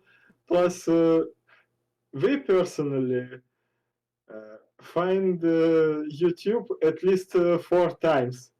And on fourth times, YouTube was like, we're not going to pay you money because we think that your compliance is, well, basically they non-existent. Mm. And they basically going to sue with our government to not pay the fine. But they will pay the fine. I'm guaranteed that. If YouTube want to operate in Russia, they will pay the fine.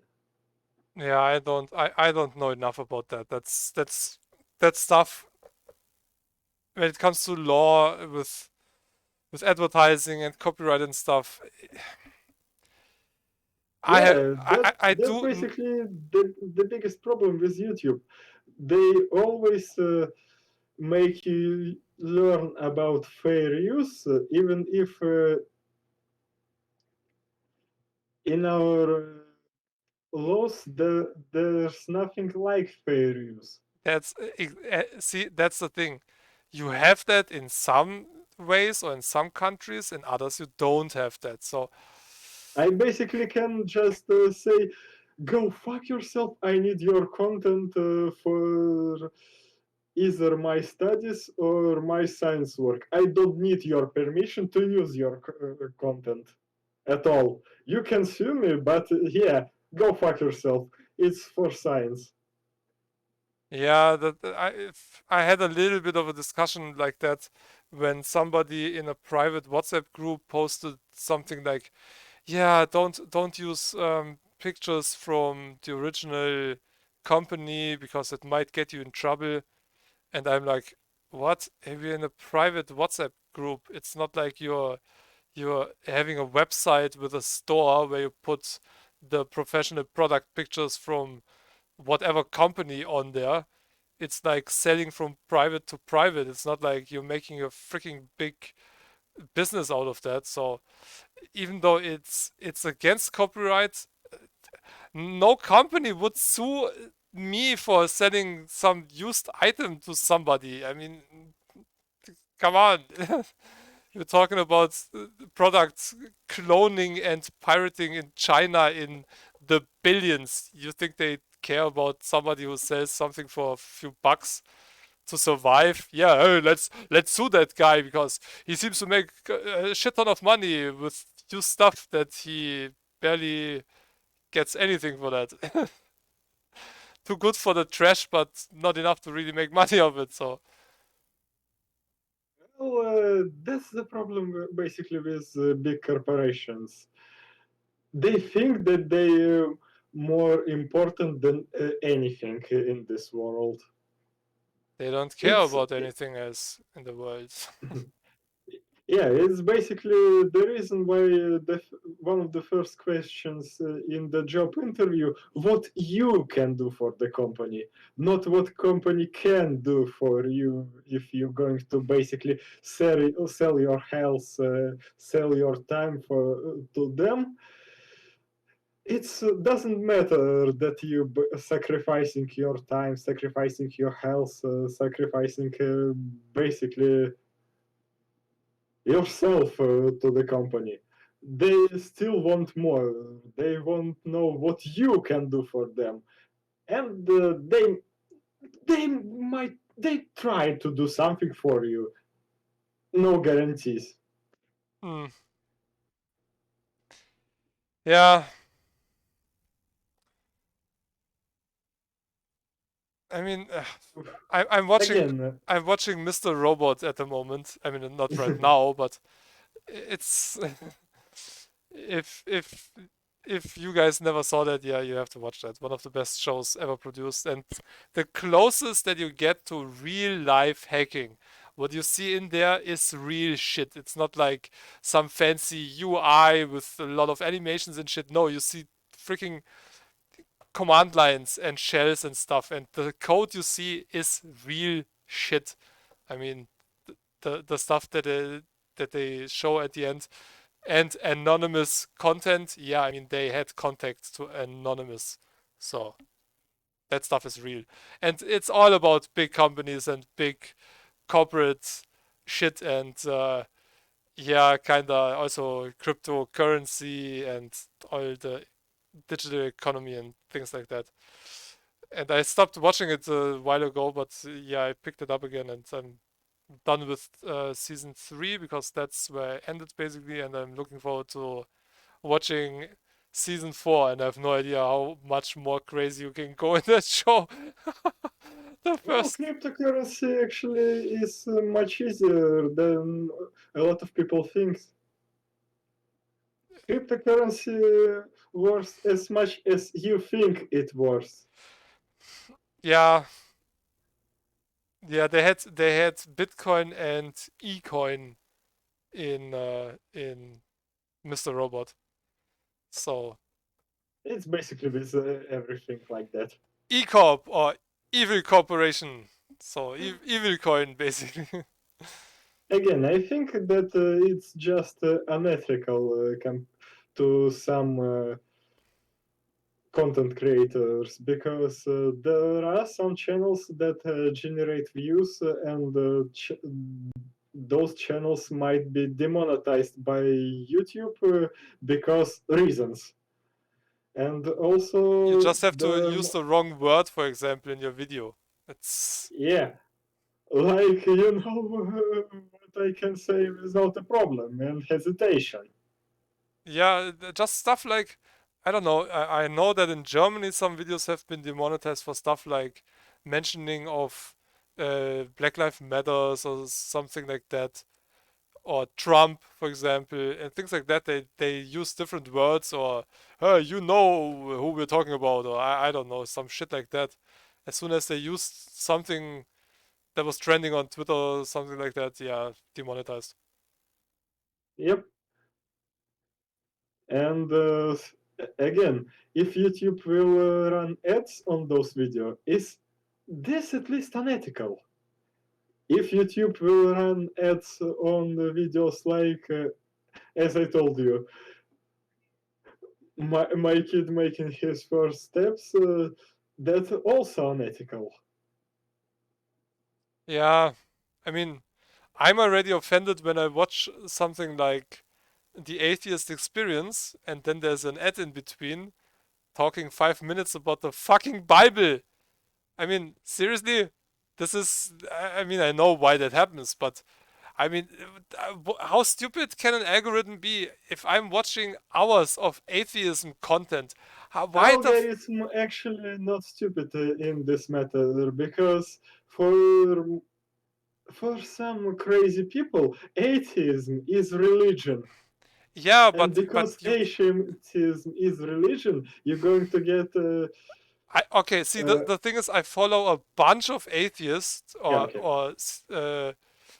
secular channels. I don't follow one single religion related channel or Bible related shit. So Again, trying to sell me the Bible is like um, trying to give somebody who is in flames a canister of kerosene instead of water.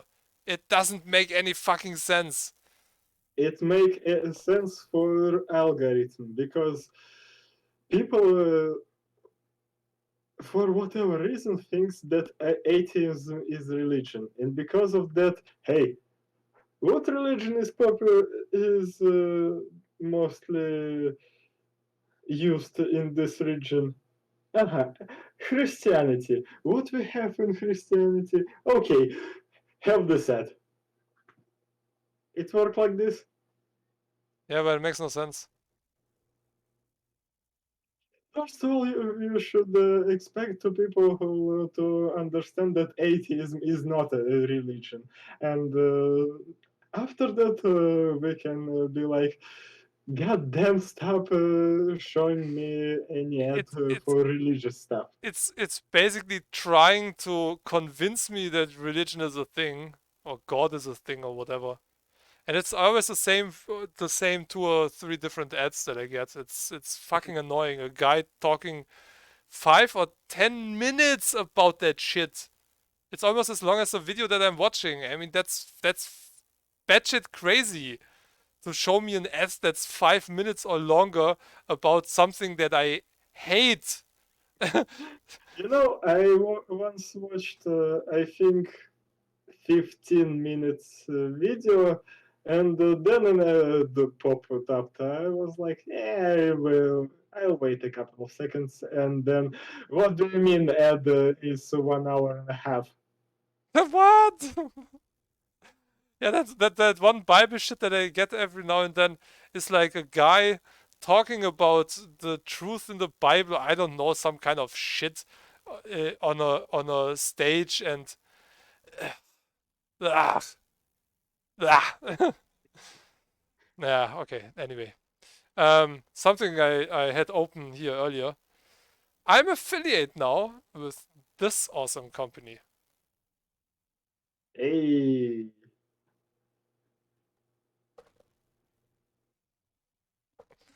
They produce or will produce electrical vehicles and insane shit.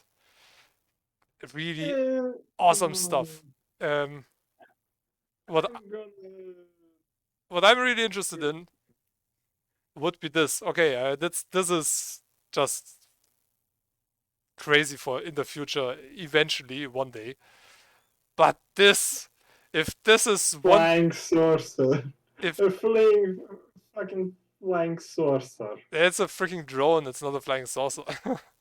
But this is a one-person um, personal drone basically, and I just saw a picture of race drones, also fully electric race drones. They look like wipe out anti-grav racers from the side, but they don't look half as good as this, and they have four propellers.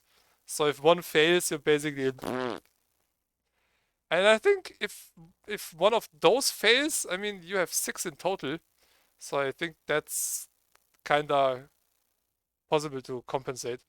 But yeah, this would be awesome. I would really love to get one of those.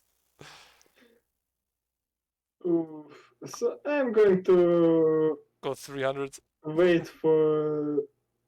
I'm going to wait for a little bit for my comments about electric cars. At least till you run out of affiliation with this company. Oh yeah, that will take a while. I know not it's I mean it's not perfect and the way we have to produce the batteries and stuff, but I mean we have more sophisticated technology when it comes to electric vehicles these days than we had 10 or 20 years ago, and in 10 or 20 years from now it will be a whole different story, and maybe we I will not use any combustion machines anymore. highly doubt that because oil industry is still big, and we still live in the world of big corporations. Yeah, but also every big car manufacturer has at least one fully electrical car already. Because they want a piece of the market. Yeah, sure. And It's not because they care about environment. I mean, why they do it doesn't matter in the end if it works out for the environment, you know? So, I mean, you can buy a freaking electrical Porsche, you can buy an electrical McLaren. Um, the acceleration of a high quality electrical vehicle compared to any other, doesn't matter, V8, V12 or hundreds of horsepower. Most electrical cars, it doesn't matter what price range, is just faster, at least from the start. So if you want to have awesome acceleration, it's electric. It's not one regular motor has that amount of acceleration. I mean, I know one car is at least at around 2.8 or 2.9 seconds, and only electric is faster than that. But there are limits. There are limits for certain things, and I'm not sure they already have the limit for electrical motors yet. So it's definitely part of the future. It will not be the only stuff that we will have, but it's definitely the future. And if my You said it right the first time. It's the part of the future. It's not going to be the future, but it's going to be the part of the future. I think in 50 years from now we will only drive electrical vehicles. Highly doubt that. If the last drop of oil is going to be consumed, then yes. No, I think in 50 years for many reasons, not just I mean th- down there in Dubai and they do know that their oil is limited. Why do you think why do you You think know, why do you think the Dubai is the town that it is today? If you look at that area 20 years in the past, there was nothing. There was just shitty desert. There was nothing. If you look at it now, I mean, holy shit! Just from a technology point of view, when it comes to house building and things like that, and also the plans they have for electrical future down there with self-sustaining cities and stuff like that. you They know do know because that they it's limited, you know. They're no, they don't know that they limited because they dumping prices on the oil, and they dumped the prices on the oil because they wanted to teach Russia a lesson for not signing out the contract that was not really that beneficial for Russia. the reason why gas was cheap here lately, not anymore, but lately was mainly because the companies here they were full. They were full of gas, so they had to get rid of it. That's the reason why it was cheap. Now we pay $1.50, which is as high as it was a few years ago, and it was only temporary that high. Now it's just constantly that high. So for me personally, when my cars we have something called TÜV, which is technological checkup for your car, and if everything is okay, you can drive it for Yeah, two we have the years. same thing. Yeah, so you have to get that checkup every 2 years, and I think next year will be the end of that 2 year cycle. And if there's anything I have to repair, I'm getting rid of it, and I'm done with cars. At least with regular cars. The only thing that I need basically which one was it? I think it's. I don't remember the name. No, not that. Also not that. Although it's kind of funny. No, also not that. Got them. got all of them, but not the one that I wanted. For me personally, this is kind of my future. But I want to have an electrical bike that can go fast. I mean, fast. Like Definitely should have photography of those trip reverse vehicles and Arnold Schwarzenegger. I think it was from Expendables 2. I don't know. My boot is bigger than this car. Oh yeah, but that wasn't that about the smart or something? Mini, I think. Mini? But still holds there. Yeah, yeah. Okay, yeah. But yeah, the thing is also when it comes to those smaller electrical vehicles like something like this. They definitely much more. I mean for the inner Oh, center of cities, that's yeah, that's definitely. that's the absolute perfect vehicle. In a spot where you normally can park one car, you can place four of those. Plus you And don't have basically, if a lot more people will drive those things instead of a regular size car, it would be much better for roads. I mean, how should I say that I word? mean, yeah, yeah. The lighter the car, the less you have to repair the streets. Yeah, that as well. but I meant that Overcrowded well, a lot of traffic. cars. Traffic. Yeah, Yeah. it definitely will be a lot better in traffic. The one thing that is a problem and they have to take care of and fix. In London, for example, the center is completely blocked for regular cars. If you have an electrical car, no problem. You have your charging station basically in front of your house, and not just single family houses with a garden and garage. No, just also regular houses. You have your charging station right next to your parking spot, and um, the next way to charge here for me, for example, living in a house with 8 floors, would be by foot at least 15 or 20 minutes. So charging it there, walking home, and walking back there in the morning when it's charged to go to work or something is just inconvenient for me. So the only thing that I could use would be something like this, where you can just take out the battery pack and just charge it inside. Same for electrical motorbikes or so. So yeah, as soon as I have the money for electrical scooter or something like that, hey, I would definitely buy one of those. Or electrical um, motocross cycle. I mean, I can go into the forest with that. There's no restriction for that. It's not a motor. It's like an electrical bike. So that should be no problem.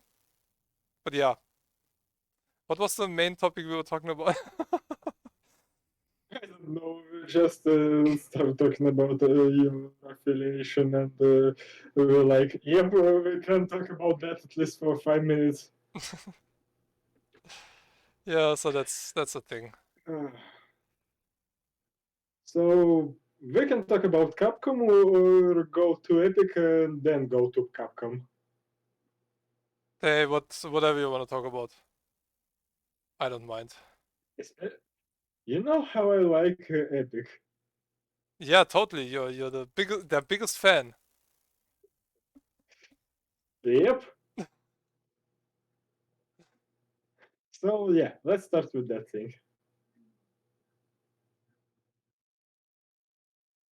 Yeah, go ahead. I mean, you have. You want me to open Epic Games in the background? No, I want to open first two links that I've sent to you today. Wait.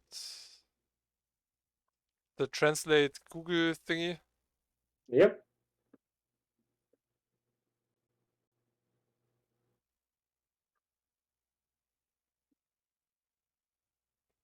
Oh,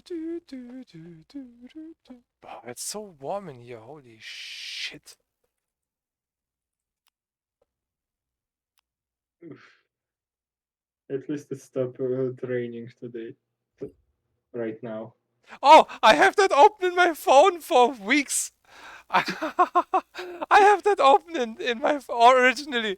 That wait a second. Wait a second. Is that wait a second.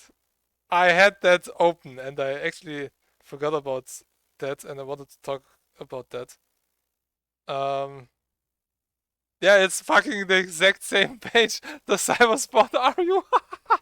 I read that whole freaking article.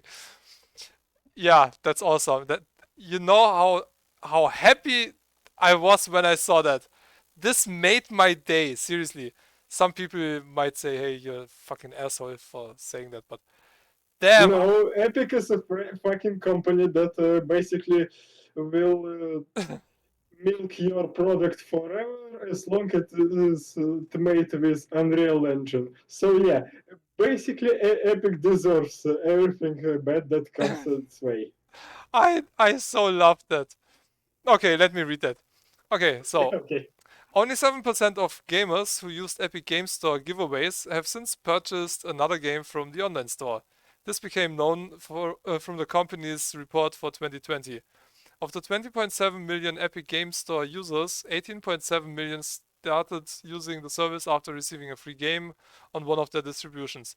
Like basically everybody. I think it's over 100 games that they gave away for free or so. Yep. A little more than 1.3 million gamers continue to make purchases. I sadly know a few who did. Each of them, on average, brought the company about $40, which is a total of 53 million, which is nothing in digital game market. A third of EGS total revenue from user purchases. Earlier, it became known that the litigation between Epic Games and Apple began late. The delay was caused by children who joined the open teleconference and started shouting various slogans like Fortnite freedom and bring back mobile Fortnite and advertise personal channels on streaming services. Oh, okay. But yeah, that made me smile so much because the thing is, um, for every game you get for free from Epic, they pay the developer for that. It's not like they just take the game and give away keys like that. No, no, no. They pay. Metro 2033 was the only game that they paid zero. Developer just gave them the keys. Yeah, okay, that's different then. But it is normally if you don't have to feel bad if you take the games for free on Epic. The developer will always get the money from that. The only Yep. one you hurt with that is Epic because they pay you for that key. So if you want to, if you like them as much as Lothar and me, then you just grab the free games and say, hey, fuck you, pay the developers, thank And you for the game. and if we're talking about how much I love Epic, my first biggest love with Epic happened when they denied me the key for GTA 5. Yeah, I think the And most. it was a known issue, at least in Russian segment of Epic. A lot of Russian users didn't get GTA 5. Yeah, I think the problem most people have is with their data in China, and that's also one of the problems I kinda have because I think Epic would have never even considered going live with a store if they didn't had the company above them push them to do that. I'm not Not sure about that. That's specifically. just assuming, but that's I mean let's be true here. Epic doesn't need fucking game sales. They don't need that. They have the Unreal Engine. They make billions with that engine. It's one of the best engines out there used by the most games next to Unity engine. So, and the Unreal 5 engine is holy shit, that's a whole different level. The only engine that can even get close to that, as far as I know from looking at it, is the Cyberpunk engine. That's it. There is no other. Maybe the ITEC engine, but it needs a new update. The character creator for the new Unreal Engine is insane. That will also give me a chance and a way to create my own virtual character without the need to go into a 3D studio and model it myself, but still have it individualized for what I wanted. I hope that I get invited to the closed beta finally.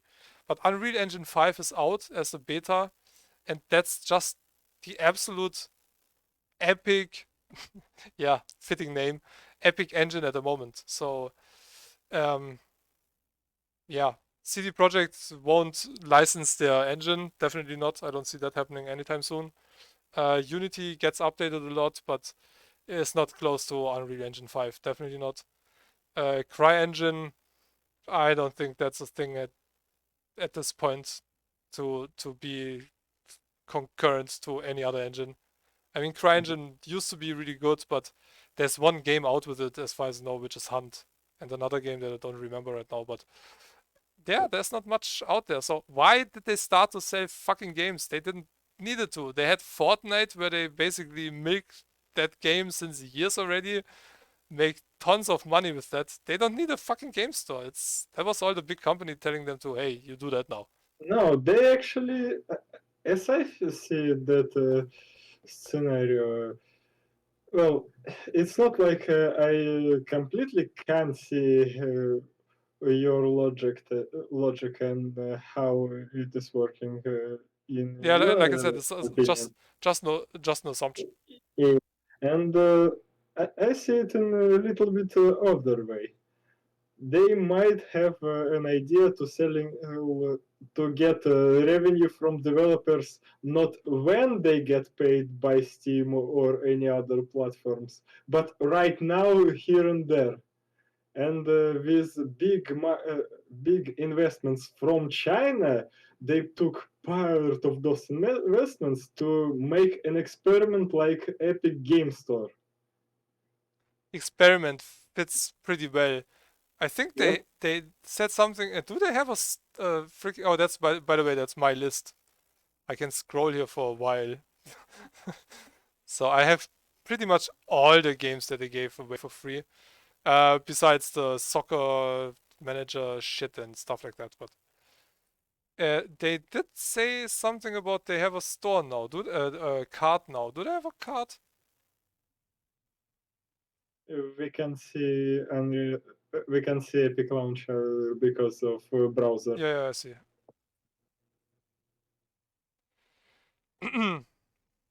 So that's even more expensive than in Steam. Okay. Mhm. And that's That basically because they gave it away for free. They need a compensation.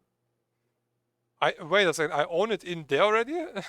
Hey, DJ Tashi, welcome. How are you doing? Um, so really, I owned it in Epic. I didn't know that I owned it in They Epic. gave it away for free. Of course, you own it Huh. in Epic. Yeah, I forgot about that. Okay, let me actually, because I don't know if or what that actually shows.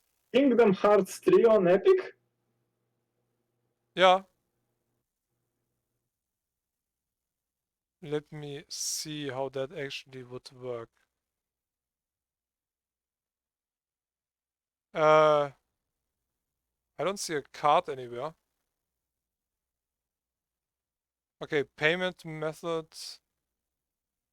You need Uh, to buy more than one product. Maybe you'll see it. nah, I don't. I can just go on checkout. That's all I can do. There is no add to cart or anything. I don't see any add to carts. That's just enter creator tag, click here to share your email, and checkout. That's it. This store is shit. This store is just shit. It's out for over 2.5 years. What? What are you doing there? To Epic. Okay, I didn't see it fully because you're cut off where you're. Okay. Ah, yeah, okay, okay. No, no. Slow mo clap. Yep. Justin work finished soon. Can't wait. Ah, okay, okay. Well, then enjoy rest of your work. Oh, by the way, never forget. Never ever. Don't you ever forget. You're not that old, right? Okay, yeah, so Epic, yeah. I hate Epic, but I take the free games. I mean, there are a ton of games I have wishlisted on Steam. I don't have to get them on Steam anymore, so yay. And I don't mind where I play those games. I just mind where I pay for Free game is a games. free game. Yeah, free game is a Oh, free game. And yeah, if I get it for free here and they pay the developer, I might not get it in Steam. Some other games I might actually buy there as well. Retro stuff for life. Yeah, 36. Okay, yeah, you still know tapes and stuff like that. So. I'm 28 and I know this stuff. Yeah, th- I think some things like VHS survived longer in some parts of our world. So Yep. I think yeah, that's one of the reasons. So yeah. And we have one more news about Epic. The second one. The other one. All right. Yeah.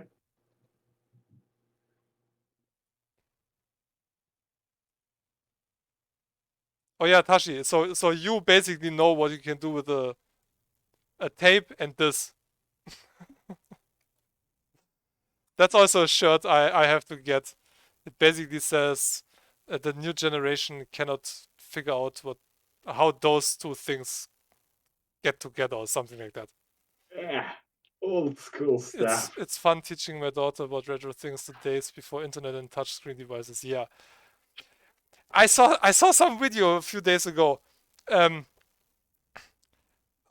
Lothar, how would you show somebody that you call him like on the other street without shouting or anything? Exactly. See, that's the thing. And they asked the new generation,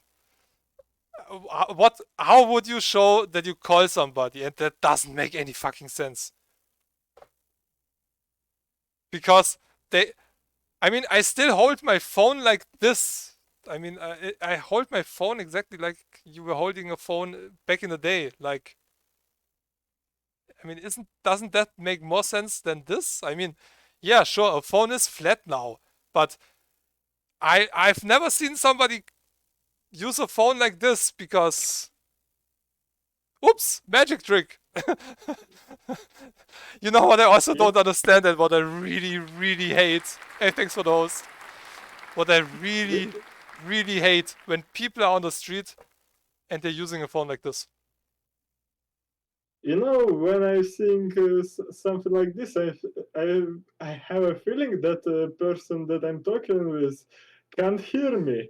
So I should shout louder Yeah, and it's speak really slow so they can understand me.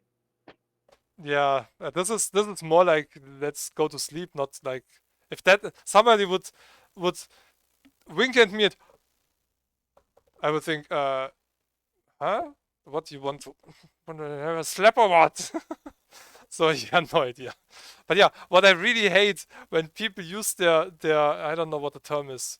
You know the loudspeaker and you phone like this on the street, like la la la la la. You hear all the shit from outside. That's one thing. The person you call hears everything from outside. And even worse, and that's where the real problem is. I hear the shit that the person is saying on the phone. I don't care for that shit. I already hear the person calling who's running around. I don't need to hear the shit coming out of that phone. Seriously, You can hear the full dialogue and not just like what he sometimes, told you, what sometimes, she told him, what he told her. hey, sometimes I just want to go there and just slap their phone out of their hand and say, hey, can you phone like you use a phone? Like Hey, not with the it's loudspeaker and the mic that the person is not understanding shit that you're saying, so you have to be louder because they hear the freaking traffic and all other shit. Or when they use their phone with really shitty speakers as their freaking ghetto blaster. A ghetto blaster, kids, used to be a big radio with a tape in front of it and huge speakers, and they were loud. So, but they had speakers, not those tiny, flimsy shit things that are in a freaking phone. I mean, I hear music like that when I don't turn on my computer because yeah, it uses less power.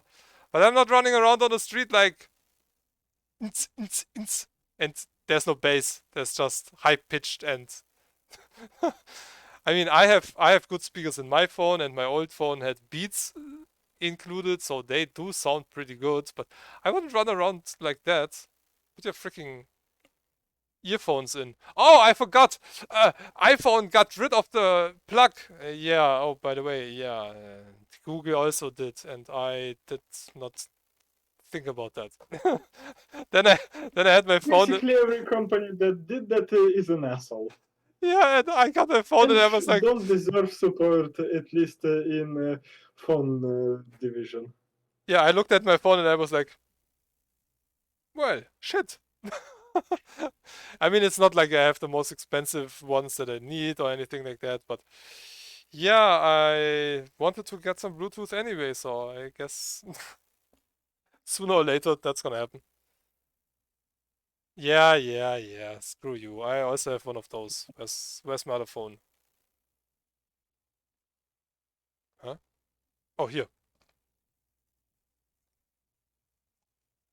Nah. That's the one that I use as my cam soon. I have to be careful not to show the display side because then you see how cleaned up my area is from the mirroring in here. That's also the reason why I never wear sunglasses on stream. Never ever. I only have mirrored sunglasses. So as soon as I put on those clips for those glasses, which are really awesome and they work really nicely and it looks cool to just snap them on with magnets. No, until my area isn't done and finished. No, you will never see me with sunglasses. Because I'm somebody, I know about cybersecurity. And one thing that where I personally look at, but I'm just an ass like that. If somebody is doing a video and looks right straight in their cam, I want to spot what they're looking at. And sometimes you see interesting stuff when they have browsers open in the background. I already saw some videos where I could see in their glasses that they had some porn page open or something like that. Yeah, I mean, you see everything. So a really interesting thing is also um, if you use glasses and you're really close to your monitor and you type in a password, don't record that. Because if that's recorded in HD, it might just be enough to see your freaking password. That's also one of the reasons why I don't want some game like Warframe to show my fucking email address. If you want to know my email and want to get in touch with email, go to Twitter. There's my email, my business email address. The rest is private. So also thanks Xbox for showing that every single time when you start a new game, it closes the game, opens up the dialogue to ask you, hey, are you sure you want to play that in your account or something? And for some reason, it does have to show my private email address. It's not enough to call me by my name or by gamertag. No! Show everybody my fucking email. I always have to keep that in mind when I start an Xbox game.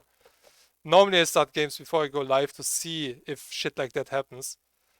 So yeah, I don't like games like that. Or the Elder Scrolls. Yeah, you log in the game while you are in the game and you have to put all your stuff in there. So it's just shit. Streamer unfriendly. Okay, so what do we have here? Red Dead Redemption 2 failure, Sony PC exclusives and other Epic Games trial leaks. Red Dead Redemption 2 failed on Epic. Was it on Epic first? Yep. I think it was months before it came out on Steam. Okay. Yeah. One of the things.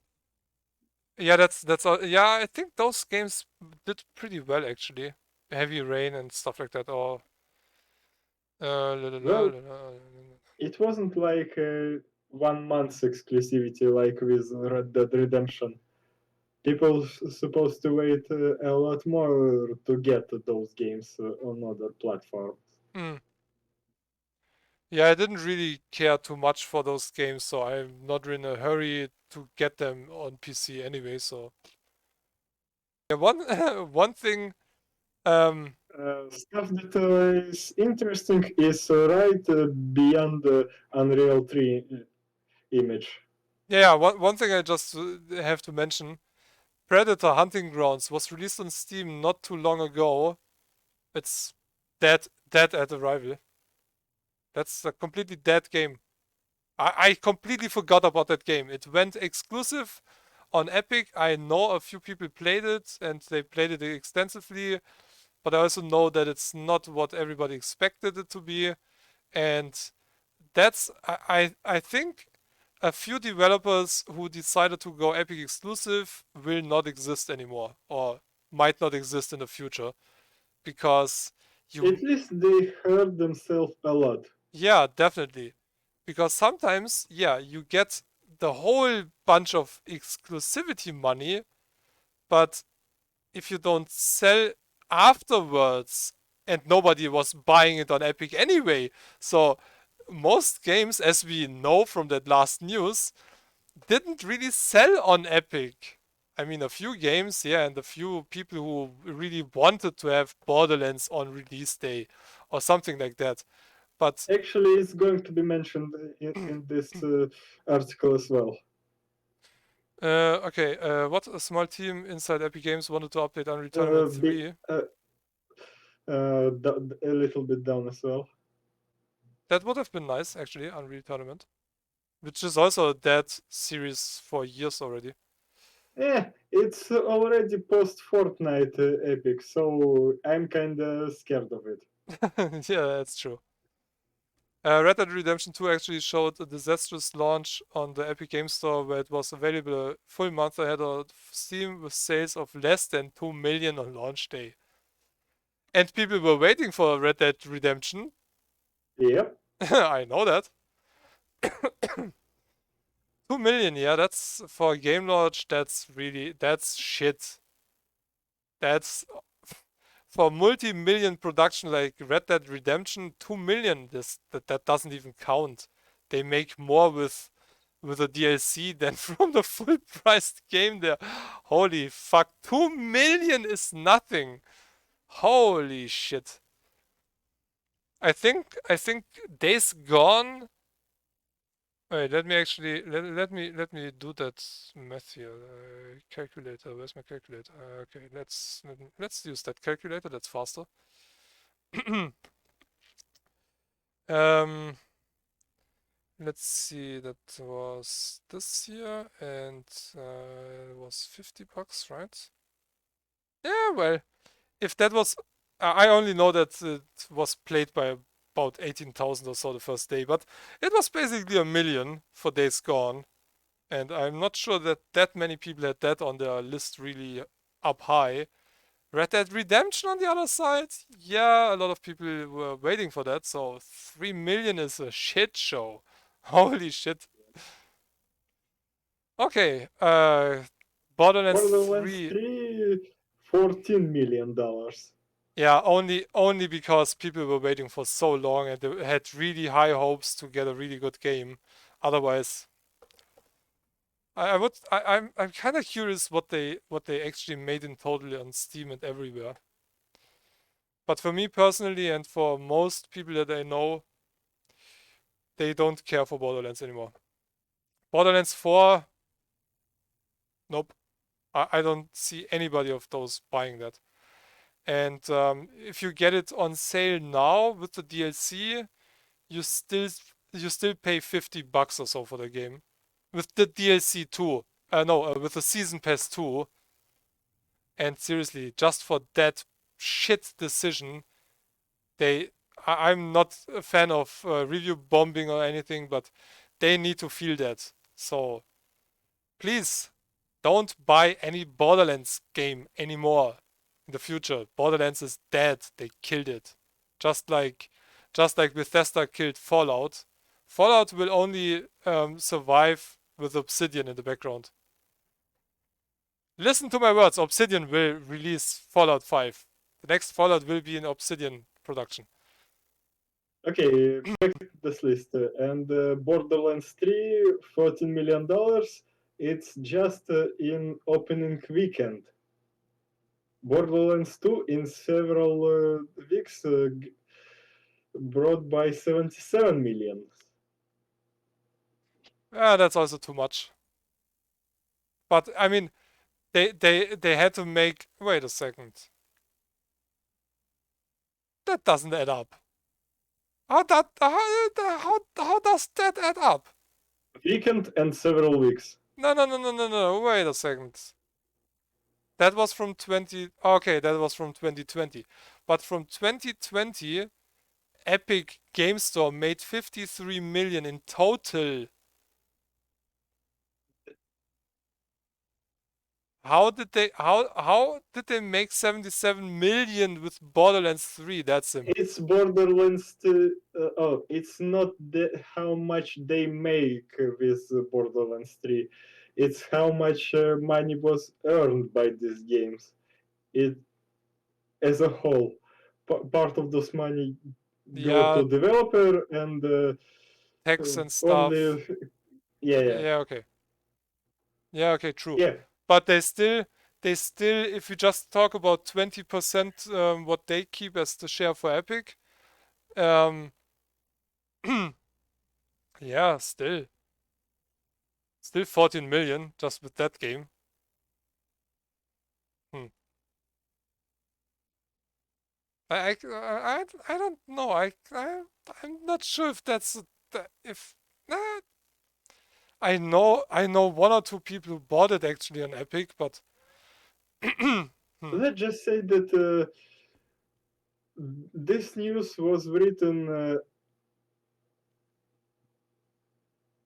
alongside the leaked reports, but yeah, we definitely don't know what those this is from May this year. sources. This from May this year, by the way. I also Yeah, know somebody who bought Tony Hawk's Pro Skater 1 and 2, which is a nice game. I definitely want to get that, but definitely not on Epic. Exodus I got as soon as it got on GOG. Yeah, I think Metro, that's also one of those games like Predator. I think on Steam nobody fucking cared about that game anymore when they came from the exclusivity on Epic. It was basically like, oh, Metro was released? Oh, okay, yeah, Yeah, that oh, actually was my reaction. yeah. I was just browsing GOG and I was like, oh, Metro was released. I think we were actually talking about that. Oh yeah, right. And that's basically the same for me with Predator when it came out a few weeks or a month or two ago. I was like, huh? Predator? Oh, that game? Oh, okay. Nobody cares. But it actually also shows how much people cares about Epic. If differences in release just 1 month, we can wait. Yeah, I was one of those people who waited for Borderlands for the Steam release in hopes to get a game that is actually finished and patched. How it is possible that Gearbox releases a game, has it out for 7 months, and still releases a shit show on Steam is beyond me. Hey, Randy said that look It just at works. Epic in the future. When we signed up exclusivity deal right now, but when Borderlands will be released, Epic Game Store would be a much better platform than it's now. Yeah. And how much time has passed since Epic launched? 2.5 years. Yeah, 2.5 years. And it's still in a rough state of I don't know what I want to be. Yeah, exactly. And I don't know if I should give people the way to post reviews or comment in any way. No, that's Anything. definitely will never happen because if you're gonna give people the voice, people are going to basically flood the Epic with stuff like, well, fuck you and your exclusivity deals. But also, they're gonna Nah. damage the sales with words like, the game is broken, the game is not finished yet, the game is buggy as You think hell. you think somebody okay, I mean I don't want to push everybody in the same bucket, or I don't know what the term is in English, but if you're stupid enough to buy on Epic, um I don't think that those people who buy on Epic and don't refund actually will post negative reviews. You know, But I don't know. people It's actually have a credit of trust. So one day it's going to be like, I think somebody's fucking with me. Yeah, I'm not sure if that's the reason, because people who like Epic and buy on Epic, they won't say anything bad about Epic. About a game, maybe. Yeah, okay, but that's the point of review. But I But don't think okay, how many they how will many not we, say anything bad about Epic, but they will say something bad about the game, the product that Epic trying to sell, and it's basically yeah, not but the possibility you can wanna take because only 7% of your audience is buying your games. yeah, true, but you have millions of reviews on Steam, and even if a game has bad reviews, people still buy it. So a review doesn't really prevent somebody, or it doesn't prevent a store to make money. Just you have just with bad It reviews. it might prevent. I told you that one of the persons on my friend list, when he saw what I said about Resident Evil Village, he was like, "Yep, no," and deleted from his wish list. Yeah, but yeah, that's not. I don't It think that's the basically majority. already hurting the sales. Yeah, yeah, still. Basically, let's say it's a scumbag tactics when you gonna milk every single dime after out of the possible out of the product. Mm. What else do we have here? Let me check this. La, la, la, la. Metro made 11 million. That's pathetic. World War Z made 8 million.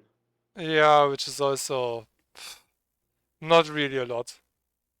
Yep.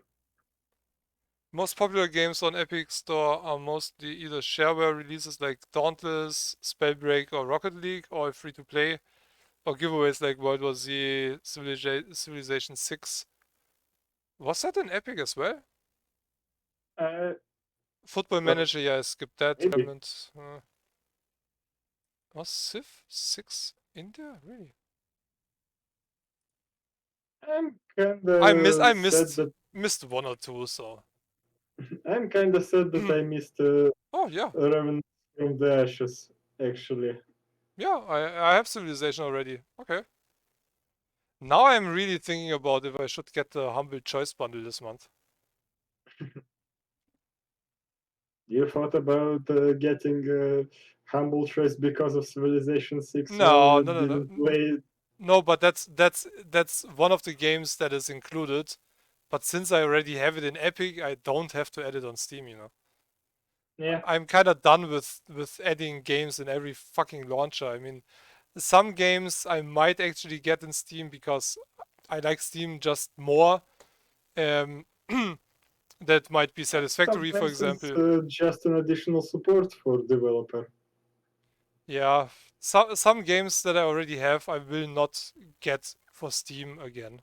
I mean, the I games that they own have for free, I didn't pay for them anyway, but I have a lot of games in the Twitch. Oh no, in the Amazon game launcher. Yeah, fuck you, Amazon.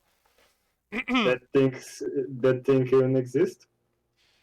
Yeah, the thing is, you had the Twitch app. The Twitch app still works, but if you go in your game Hmm. tab in the Twitch app, it won't load anymore. So I thought, okay, let's get a new setup and just install it fresh because it wasn't a fresh install. Yeah, and now it's the Prime Gaming launcher. I cannot say that I'm a fan of that because the first one was already restrictive, but this one is the same shit. You cannot decide the folder where yeah, you kinda can choose the disk, but if you're like me, I have a folder that's called Games, and in that Games folder, I have Steam, Uplay, Origins, and so on, and the games that are installed directly older games or some games that don't have a launcher. Yeah, and now I have another fucking launcher. And I have a freaking Prime game, Prime games or something on the disk where I want to install those games, but in the root folder. So yeah, if you want to have only a handful of folders to have it clean and everything, no, you get a new one. Let me see. Well, I think it's called Prime Gaming or something. Installing shit in a root folder. Yeah, just Epic. yeah, the epic, definitely epic shit. Where's it? Huh? Wait. Did I manage to do that? No. Yeah. Did you even left it installed? Amazon games. Amazon games. That's it. That's what it's called. Amazon games. Not even Prime games. No, Amazon games. Because, yeah, we know so many people who would buy their games on Amazon. The only games that I They bought. also cancelled all in-house development for Did they? non-released games. Yes, and they already end support for the only game that was released. Yeah, wow. Although the engine is really awesome. It looks really awesome. Not sure how good it really is, but it's a free Buggy mess. engine. A free engine as far as I know. But it looks really great, but best looks doesn't help if you have a shit product in the end. Cyberpunk looking at you. So yeah. But I do have They a lot of actually games said in that people in total played 60 million hours in Cyberpunk. 600. 600 million. 600, Yeah. 600 million. I saw that on that page that you gave me. It's a link up here somewhere.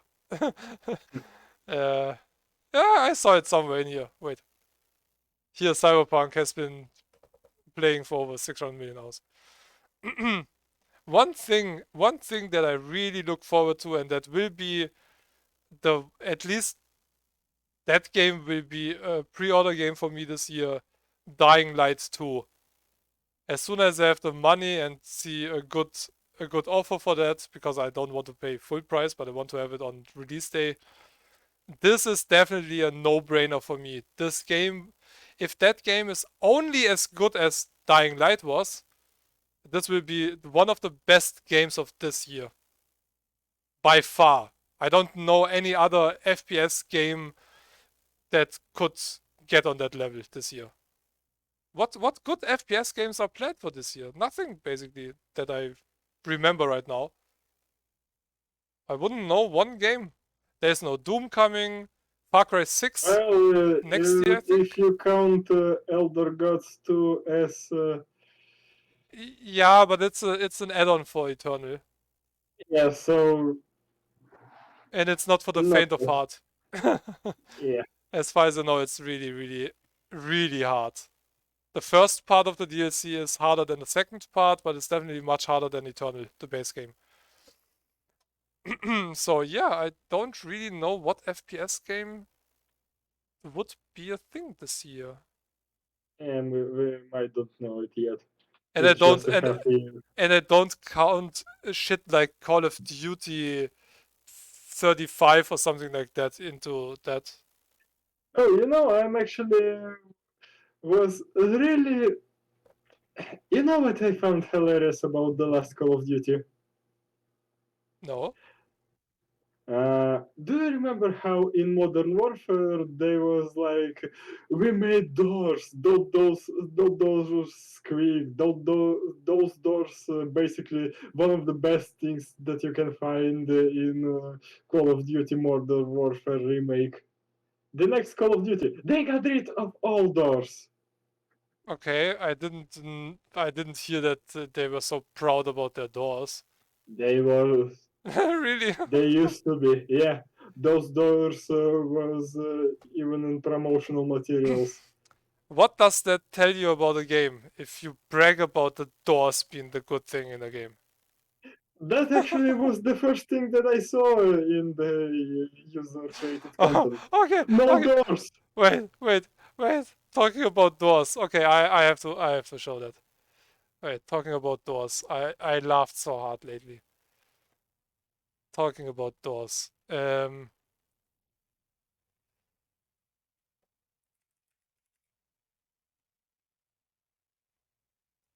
Talking about doors. Wait, I have to do that in full screen. Wait. Can I? Yeah, that's not working. And why is that still active? Wait, this. Would that? That could work. Okay, let me. I'm in the way. Wait, let me get my face away from here. Okay, so this is Door Kickers, the action squad.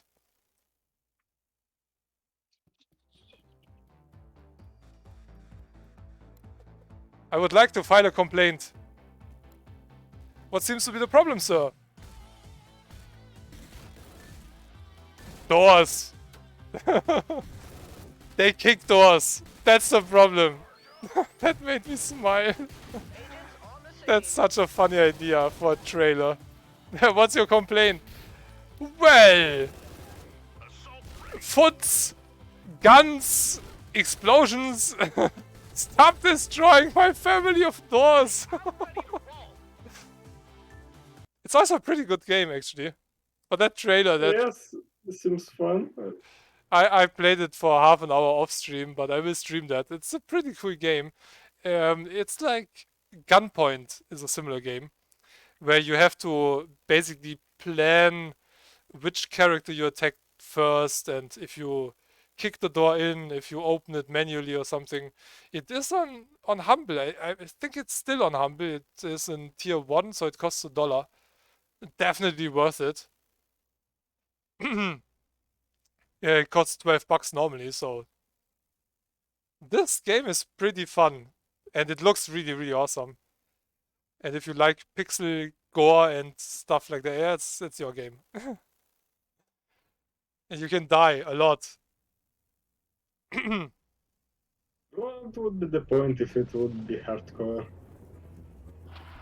Yeah, I mean it's a tactical game, so It's still hardcore. yeah, it's not the easiest game. It came out 2018 already. Huh. But yeah, pretty cool game. Pretty cool game. Okay, who is next on the list to rip a new one? Is there somebody left? Wait, I think we talked about Epic, at least that all that I wanted to mention about it. was there Well, something left here? Some exclusive releases like SnowRunner and Rogue Company failed to immediately earn guaranteed revenue. In the first 6 months, the first managed to achieve only 62 of the required amount, and the second about 44 of the amount. Okay. So, uh, wait, so guaranteed? That basically means Epic guaranteed those developers that they will sell that and that amount, and they made Yep. 62 of 44 of that. Yeah, so Yep. it would be interesting. And Epic also paid the difference. Oh, they did? That was Yep. that was okay. So if they guarantee that, they have to compensate for what they didn't make. Yep. Stop buying games on Epic, please, because developers get exclusivity money and they get all the money that Epic guarantees them for their sales, which they won't make. And basically, Rockstar should have made a lot of money with failed Red Dead Redemption 2 launch. Yeah, I guess, because, yeah, Epic also knows that everybody was waiting for that, so I guess they promised them a lot of money. I hope they lost a lot of money. That's what you get for selling yourself out to other Well, companies. but sadly, this article have one conclusion. Well, they put it somewhere at the start, but yeah, it's nothing to be basically happy about or stuff like that because Epic making a lot more money just with Fortnite and Unreal. Yeah, they don't need that store. That's the thing. They Thor is something that in the brighter, happier world will always be a burden for them. Yeah, the thing is, I'm not sure if they continue to lose basically money of 93%. Over 90% of their customers don't give a fuck about their store, but they still have to pay the developers. How long do you think they can make that? As long as Chinese, no, not Chinese, as long as investors will give them money. If I would be an investor, I would be like, hey, are you fucking kidding? How about you make some money? Eh, They're making money. yeah, but not that much. Fortnite and yeah, they making not the money that you expect they make, but they still make money. They Yeah, still make but a shit ton of money from Unreal Engine alone. from an investment point of view, I'm not sure if that's a good investment in Epic, to be honest. There are a lot of companies I would think might be a better choice. Microsoft, for example. It might be technical reasons that we're not aware about yet. I didn't read that earlier. I mean, I read it for me, but not loud. Epic also considered a partnership with Microsoft, but there was competition. Xbox owners developed Xbox Game Pass for PC and fought for the same content as Epic. In addition, Xbox CEO Phil Spencer met periodically with Valve CEO Gabe Newell. Ah! Well, Yeah, you can say anything about Xbox and Microsoft in general, but Phil Spencer definitely working his ass out to make Xbox a much more viable platform. yeah, and I think that Phil Spencer is one of those CEOs who actually listens to fucking feedback. They did some He stuff. actually did because it was his decision to unbundle what that shit was that camera. Oh, Kinect. Yeah, it was his decision to unbundle Xbox One with Kinect. Yeah, there's also there was a lot of shit going on with the Xbox One release. They did a lot of bad stuff back then, so they definitely learned from those things. He basically took the lead after failed, disastrous, not failed, but disastrous launch of Xbox One. Yeah, and they at this point now, um, soon this year they will release the xCloud client for consoles and I think also on TVs, and the last will be on PC as far as I know. Which means if you have Game Pass Ultimate, you can basically play not all of the Xbox One games, but those games in Game Pass through the cloud. That means you don't even need either an Xbox One or the new Xbox. You just need Game Pass and the xCloud app. So if you pay 15 bucks Let's per just month, hope that it will work better than Stadia. see, and that's the thing. I just talked to somebody who is basically a big fan of Stadia, and I was like, "What?" And he was like, "Yeah, because latency in xCloud from Microsoft is shit. That's better in Stadia and stuff." And I was like, "Okay, who the fuck cares for Stadia?" I mean, I've read something that a lot of signs point in the direction of Google scrapping Stadia this year at the end of the year. Stadia might. Yeah, actually, Google cancelled deals for See? content made specifically for Stadia. Yeah, and the thing is, yeah, I know one person who actually has it. I know another person who wanted to get it. Omega wanted to get it and stepped back from the pre-order, and he was like, "Oh no, no, okay, no, I'm out of here." And good decision.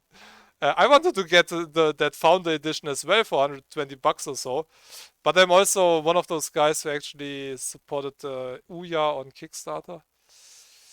Stadia still didn't launch in Russia. What, Kickstarter or And the it looks Ouya? and it looks like Stadia will launch in Russia. Yeah, the thing is, for all those cloud services, you need good internet. And if you, my internet, I mean, I, okay, how do I phrase that? I was sitting outside playing Forza 4, was it Forza 4 or 8 or I don't know, some Forza on the Xbox in 60 FPS on my phone, perfectly fine. Was not really much of an issue. Yeah, there is a slight input lag, but you can compensate that. It's not, if you play a few minutes with Forza in a race game, you do know how that acts. But it's a fucking race game. It's fast as hell. So if you expect it to be 100% exactly like sitting in front of a console, yeah, you have to be real. I mean, a race game will always be a bigger problem than a platform or something like that. If you want to show 200 plus kilometers per hour in a game, yeah, I mean, I don't mind that, but I did play Return to the Savage Planet, but I'm not a gamepad shooter player. That's one game I really want to play on PC. It looks really awesome. The art style is great, but yeah, it's not on PC yet. So yeah, Xbox, they do know that they can make money with consoles, but they don't fucking care. They don't need the console market anymore. If you want to play a console game, but you only have the Xbox One, well, start the xCloud app and just play an Xbox X game on your Xbox One. You don't have an Xbox One? Do you have an Xbox 360? Well, you can play Xbox One games on your Xbox 360. You don't need an They Xbox will One. go back to Xbox 360. With xCloud, it doesn't matter what system you have. You can play on every toaster, basically. It's just a decision of Microsoft where they want to put it. If they put the app out on, you still need Game Pass Ultimate just to have Well, that's basically obvious at this point. yeah. So they don't care if they have somebody who pays for Game Pass and just plays on an Xbox 360. Why would they care? They get the money from them for Game Pass Ultimate, no matter what console you use. Technologically, it should be no without problem working. So the original Xbox, okay, yeah, maybe not, but the 360 is powerful enough for pretty much every game that's out until that point, and it's still for today. I mean, still has a lot of power. And to show streams and videos and stuff like that, it's definitely enough. And that's all you need.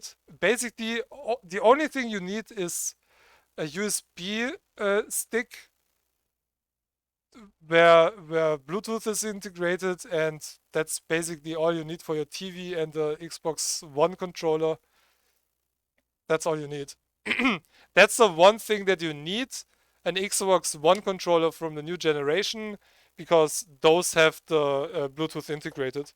If you have an Xbox One controller and it looks like this,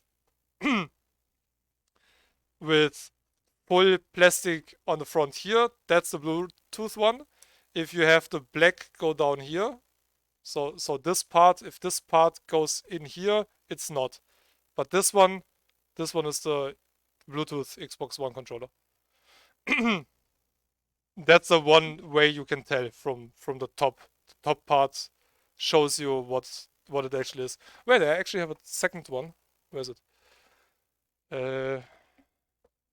Shit, I have so many controllers, but where's that one now? That's a broken one that's somewhere else. Okay. But yeah, I that's that. have the black one. Yeah, that's also the Bluetooth one. Yeah, I know. Basically the button. Yeah, that's also on the other one. That's also on the other one. I also have that button on this one. That's just a button that you use to connect with your Xbox as well. This here. But in case from the new Xbox One control, it's Bluetooth as well.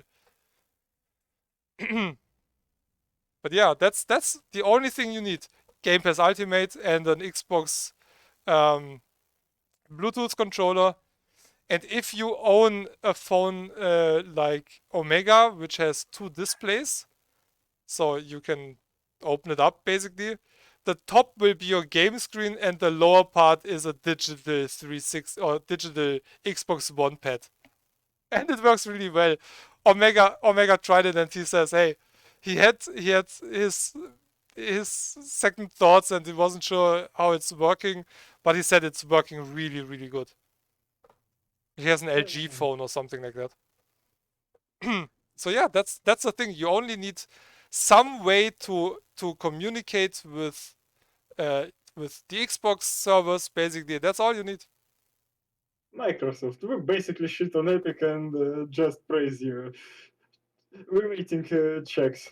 Yeah, I mean, I wasn't the biggest fan in the 90s of Microsoft, but now with everything they do and the way they see it, hey, if you don't get a console from a scalper or from a regular store, and if you don't want to pay $1,000+ for a console, well, Or get if Game consoles Pass. is unavailable like now. Yeah, exactly.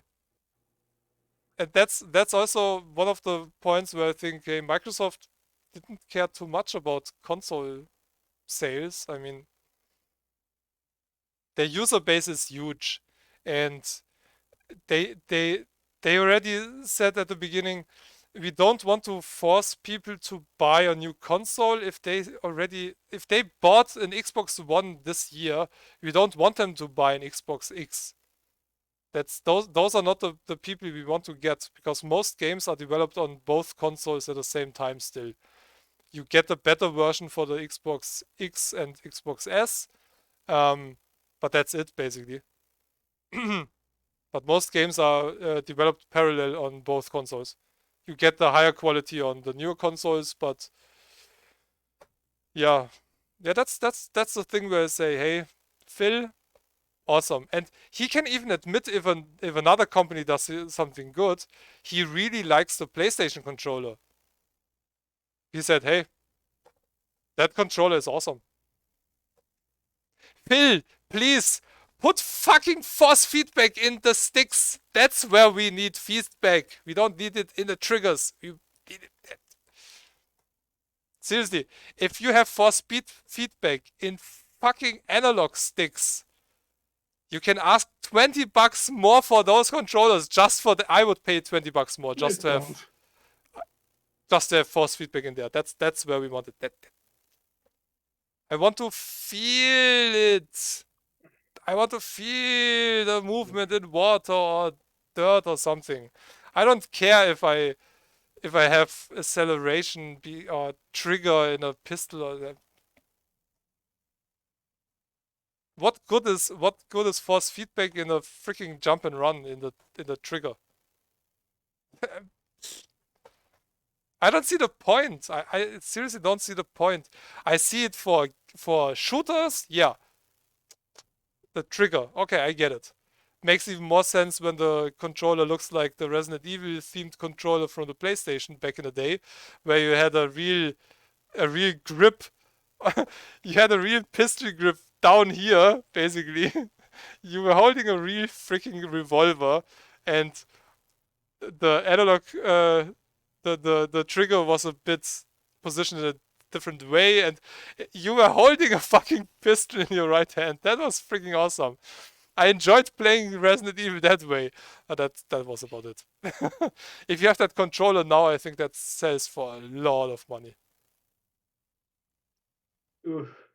But yeah, that's the only reason where I see a trigger making sense, and for race games. But that's it.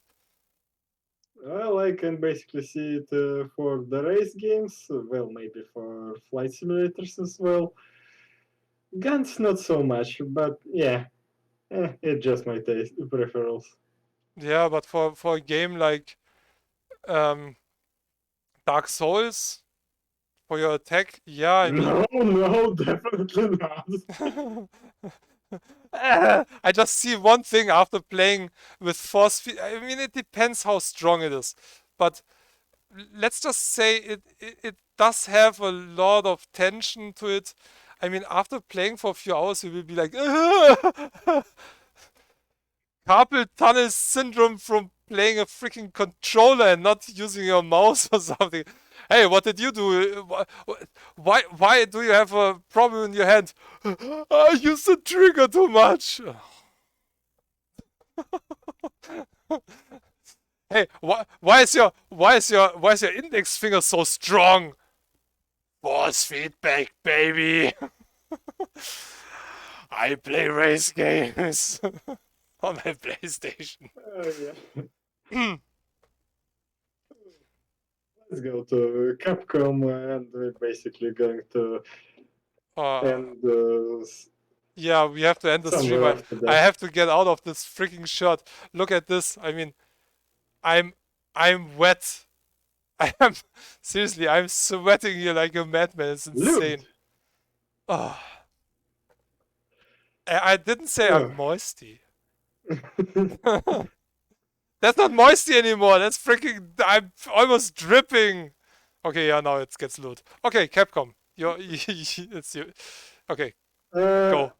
You can open Resident Evil Village on the back phone as well, and mm, from the Discord, Yandex link. I will use those things, for example. Uh, from what should I start? Well, basically, I should start with the word that game director for Resident Evil Village left the company.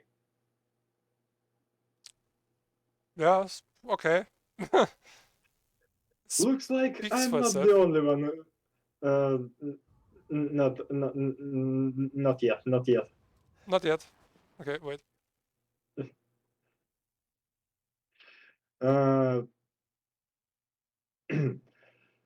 so basically, how I see Resident Evil Village. Well, it's basically two-step backward from what they achieved in Resident Evil 7.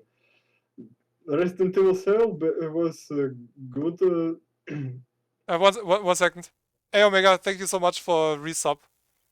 29 months. Holy shit. How are you doing? Hi, Omega. Thank you. All right, go on. Resident Evil 7 was a good return to the formula game. Yes, it was first person perspective. I'm looking at you. What was that? PT. Yeah, PT. But yeah, it was basically a survivor horror. You managed your inventory, you managed you collected resources, and you basically run a lot from the enemies. Remake of Resident Evil 2, basically brilliant. And remake of Resident Evil 3 is something that, well, basically unfinished. And as far as I'm concerned, Resident Evil 3 wasn't finished because of what was that? Resident Evil versus Reverse. Yeah, No. the multiplayer. Yeah, because of yeah, no, reverse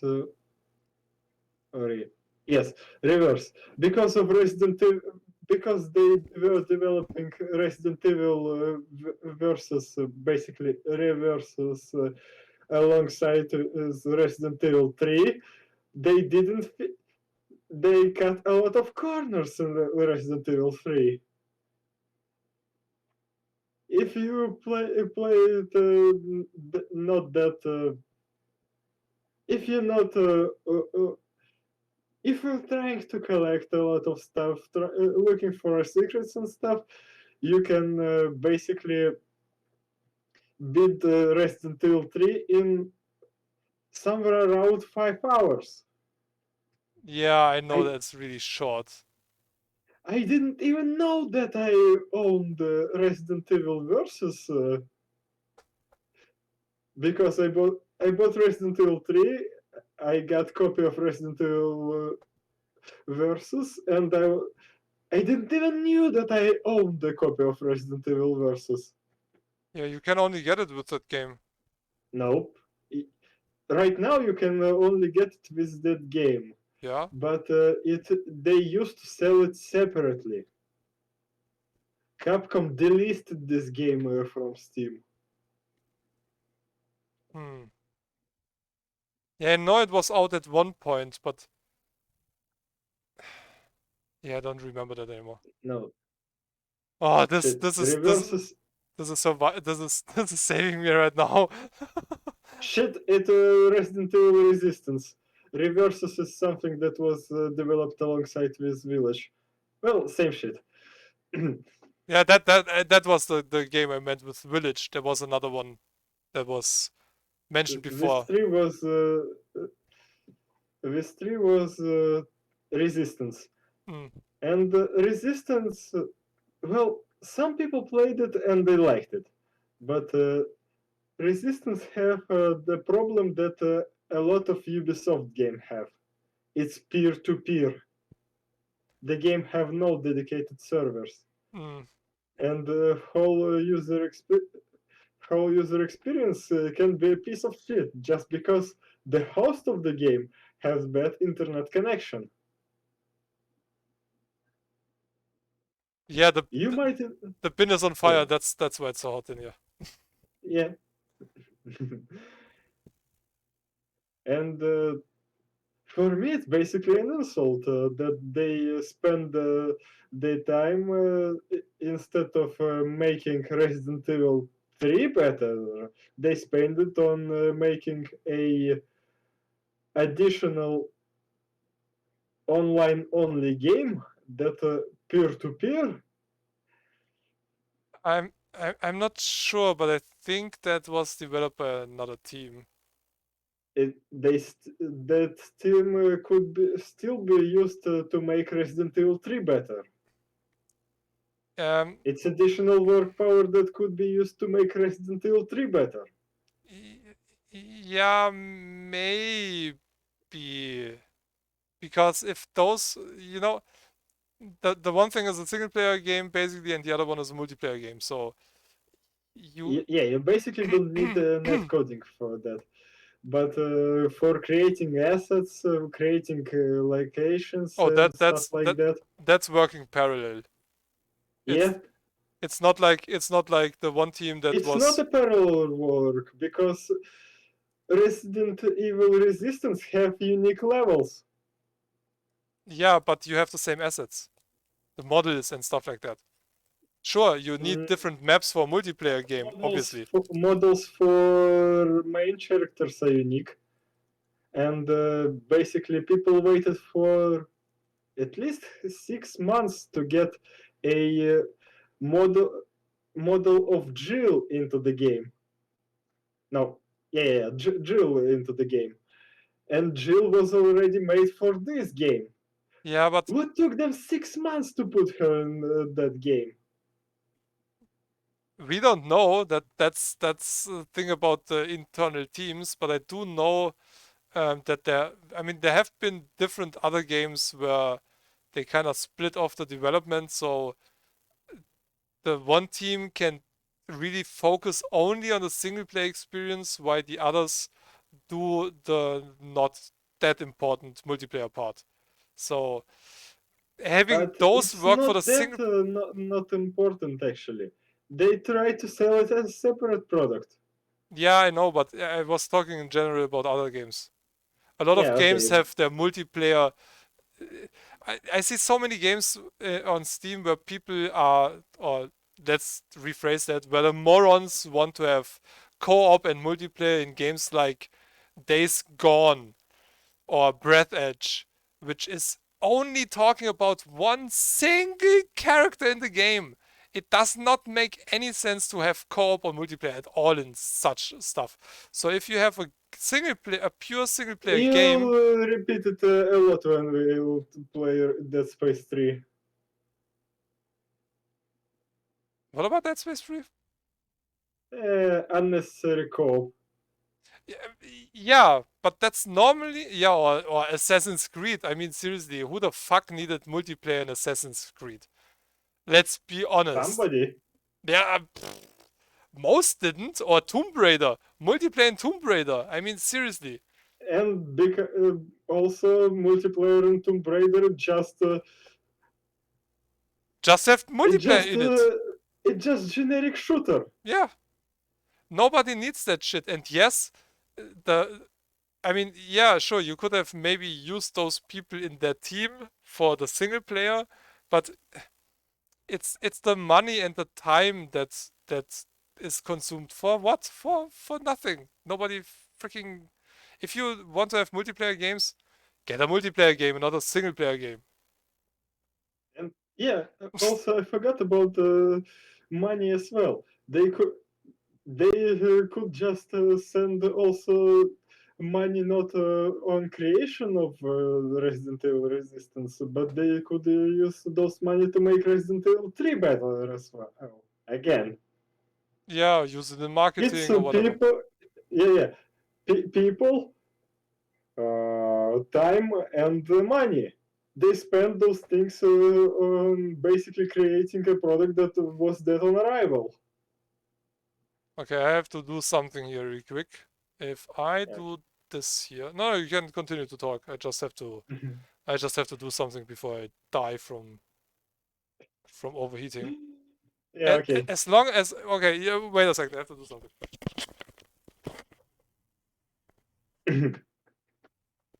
So, Oh.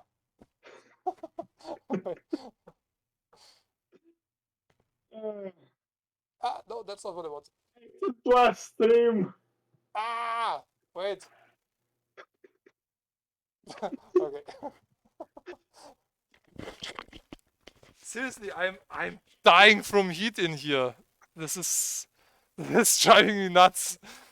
Okay, I have to make myself a bit. Taxes, take your children away from the monitors.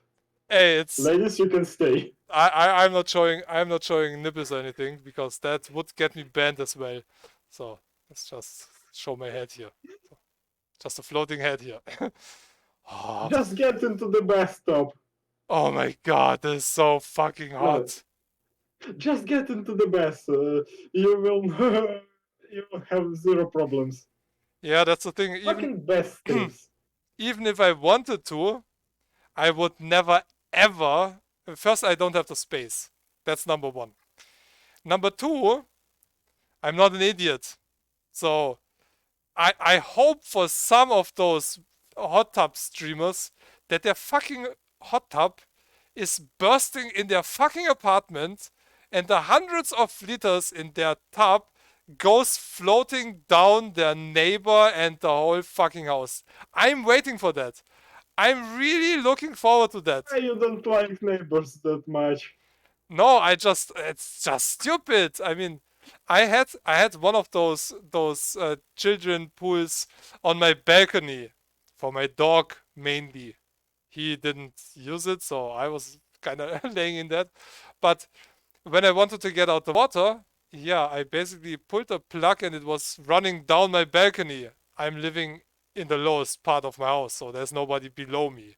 So it was just basically a little waterfall. But if I had it in my living room, you have to pump that shit out of there. It's not like they're only 100 liter in those freaking things. Yep. So, yeah. Ugh.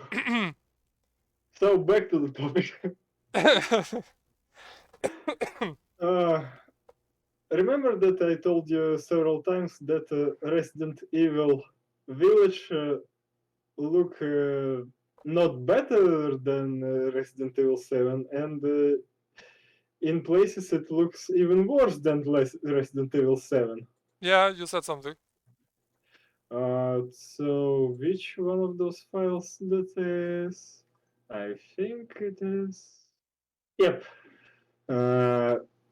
Videos that I basically sent to you, it fifth file, not that one. We'll get to this later. The last one, first and the second row.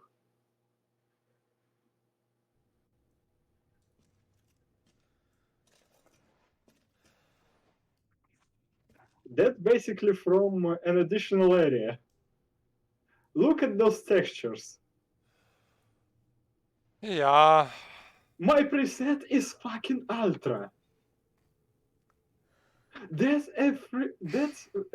ultra textures. Yeah, the thing is, yeah, you pass that area through, so I get that. Only It's not just only on that area. This this cave in general has this quality of textures, not just that. It just the space when you up close to that textures. That's the space when you can see how bad the quality of those textures are. yeah, but you have to be a certain kind of, no offense, asshole like me or you to just stand there and look for shit like that. Because let's be honest. Yeah, okay. If you look at this right now, this looks totally fine, and I wouldn't call it photorealistic, but this looks pretty awesome. Yep, it looks pretty awesome because before they force you to look at this up close. But I'm not the only one. I'm not the one who was forced my face into those walls. you're not. They forced my face to there. I kinda have to go on the side of them or game developers in general. Nothing at this point forces you to look at this wall the way you do. Nothing. Zero. Nothing. There's no picture there. There is no interactivity. There's absolutely nothing. The only reason to look at that is because you and me, we look for shit like that. We want to Yep. find that. Nobody else will ever realize that that texture is maybe 500 by 500 or so. Nobody ever. Trust me about that. They just walk through here. They see it's a wet wall. There's bump mapping, all that kind of stuff. They don't even know what it means, but they walk through here. There's no reason to look around. You just pass through there. There's nothing that can come from the sides. You just have to focus on the front. And for that, it works. No. Camera is forced into that wall. But you're moving the camera, right? Yep, I'm moving the camera up and down, but the first time when I passed that area, I was like, wait a fucking second. And then I started looking up and down, like, So am I seeing shit or this actual text, those textures not that good of a quality? so the game kind of forces you to go through that gap sideways, Yep. and you look in the front of the. Then it's shit. Okay, yeah. I thought you Yeah. were just standing there and looking at that wall, not that Yeah, it is an no. automated sequence, basically. Yeah, then it's a shit It's- show. Yeah, they was basically like, hey, look how shitty our textures actually are. Yeah, in that case, it's a mega fail because no matter what the texture behind or around you would be, that texture needs to be at least 4K.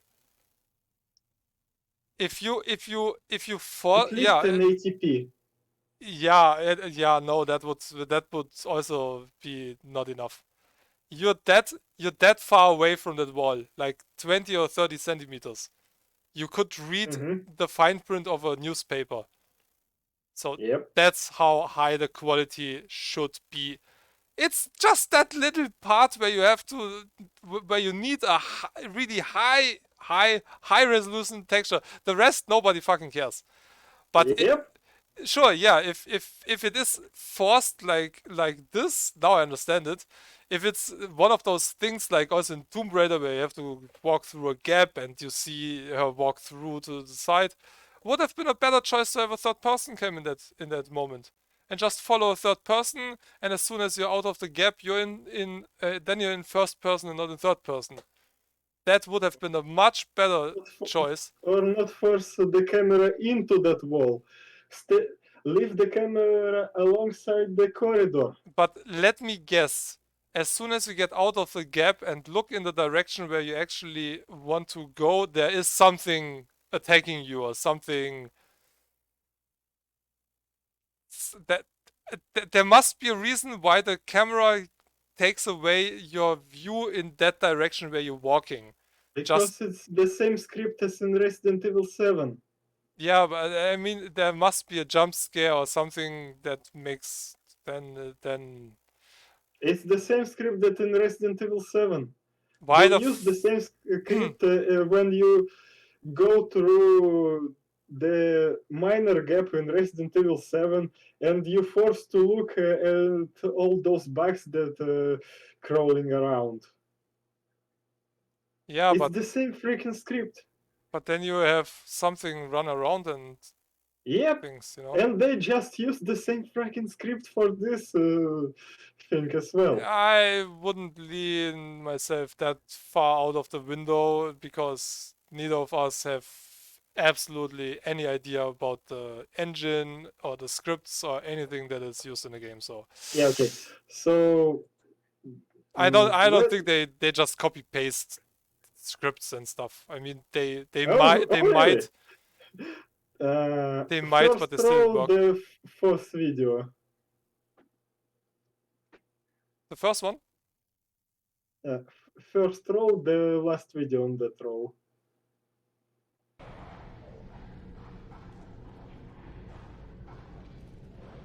Yeah, it's another one of those sideway areas basically. Yeah, but that basically copying the moment from Resident Evil 7.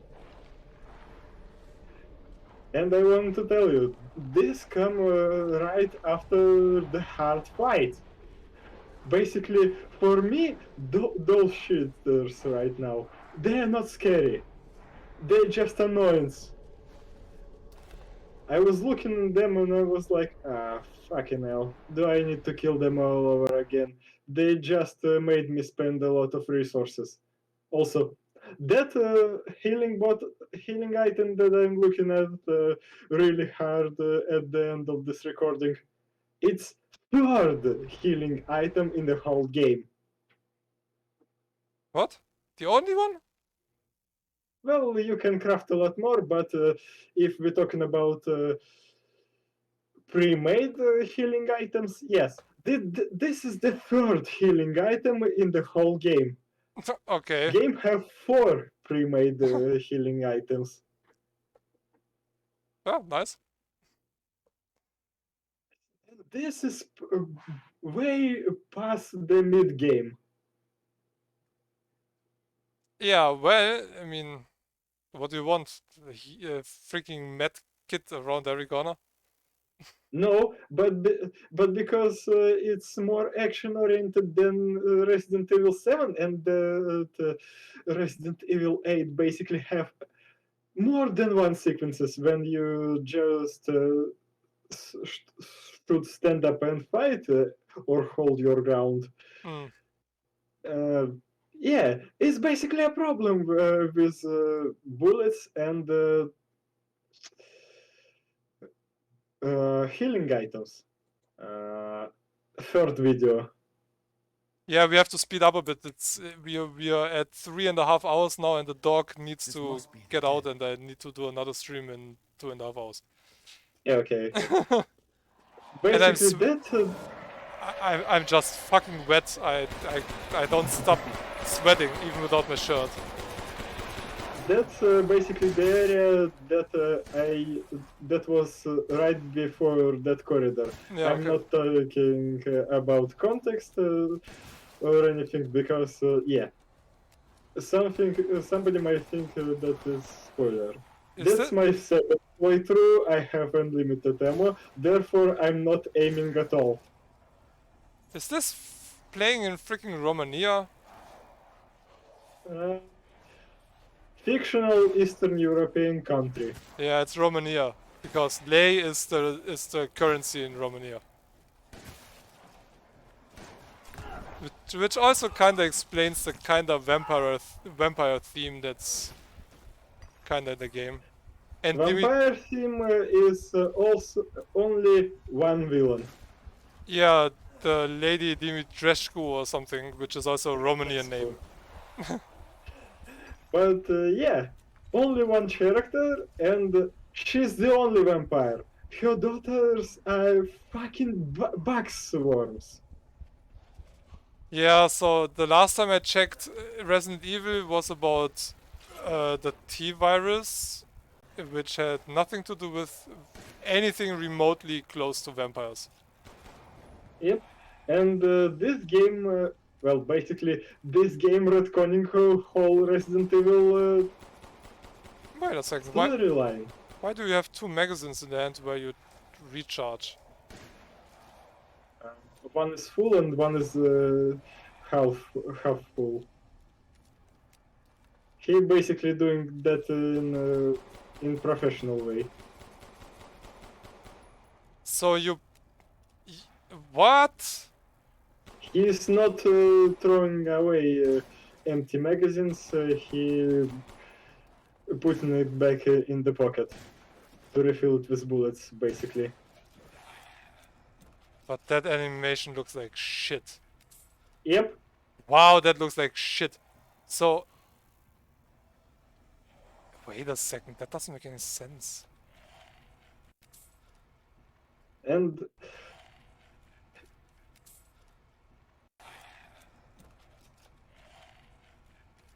Can I slow that down? no, as far as I know. Fuck. Something's not right about that animation. You know, at first I thought that when you're shooting, You pull out one magazine, but where's the second magazine coming from? It's just like appearing in your freaking hand. It's no, no. let's just say that I have a lot of questions to animations as well, but animations complaint is so freaking small from my side because a lot of shit that happens in this game. Yeah, what I see so far is this is an action horror shooter. No horror. It's yeah, horror because of the enemies. I mean, yeah. for me personally, there is horror themed enemies. for me personally, horror is stuff that real life humans do to real life humans. Nothing in a game, movie, or anything will ever scare me the slightest. Never ever. If you show me how somebody, something like Outlast, for example, yeah, that's more horror when you're strapped to a chair and somebody wants to cut off your balls or something. Yeah, thinking about being in that situation is horror, but there are no zombies, no werewolves, no vampires, so nothing ever will scare me when it comes to that. So horror for me is non-existent.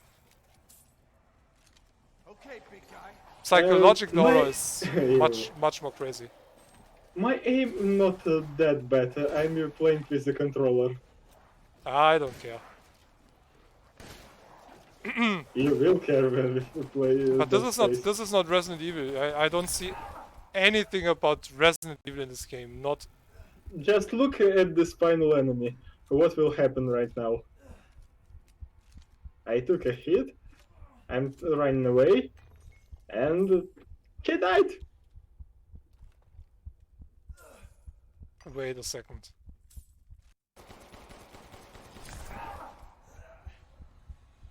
Yeah, you almost died, yeah.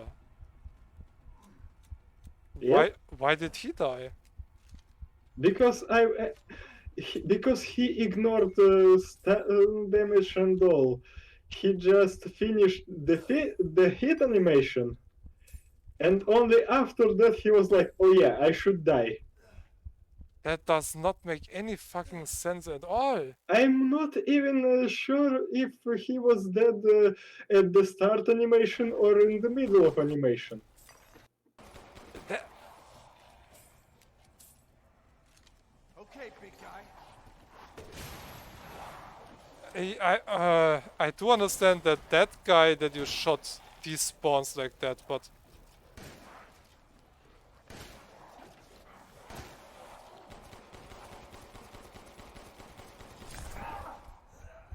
sorry, you almost died. That guy didn't take any fucking damage. I mean, a little bit, but compared to the hit that he gave you, he was 100% alive. You didn't even hit him again after he hit you.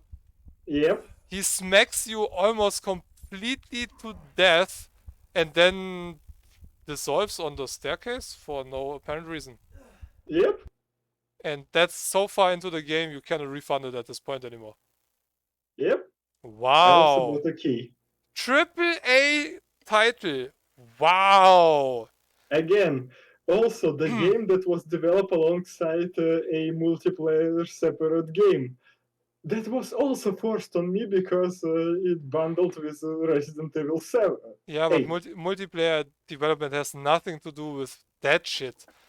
I mean, and I'm okay. People, money, time. It might sound cocky, but I think seriously, even without learning testing behavior or quality assurance or anything like that, this will never leave my hands if I would work as a Q&A manager in any company. This would never exist. Never ever. The same for the camera view and the texture. Seriously, if I would be Q&A manager, I would see that. Whoa.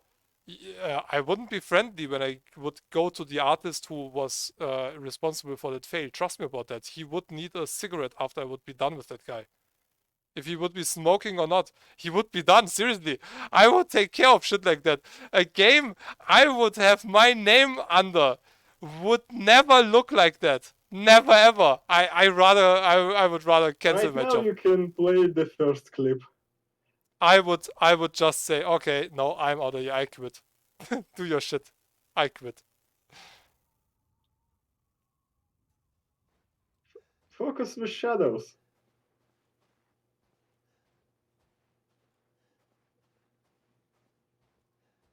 Okay.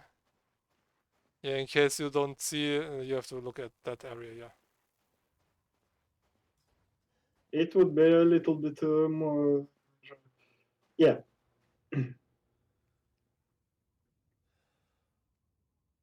Yeah. Okay, with shadows I'm just being a dickhead right now. Did you walk through that area? Is that snow that actually has physics where you can see where No, you? snow has no physics. So this looks just like that when you arrive there.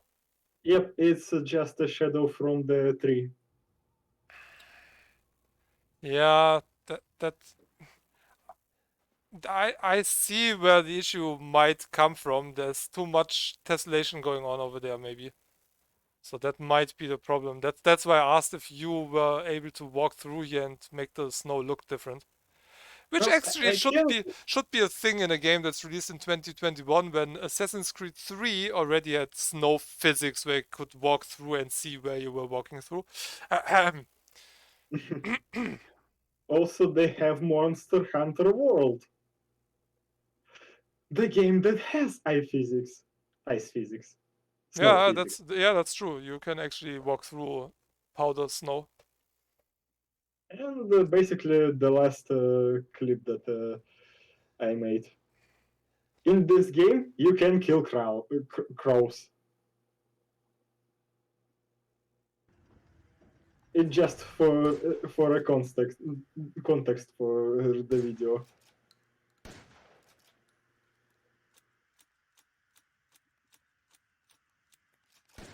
Wait, so you can't kill them?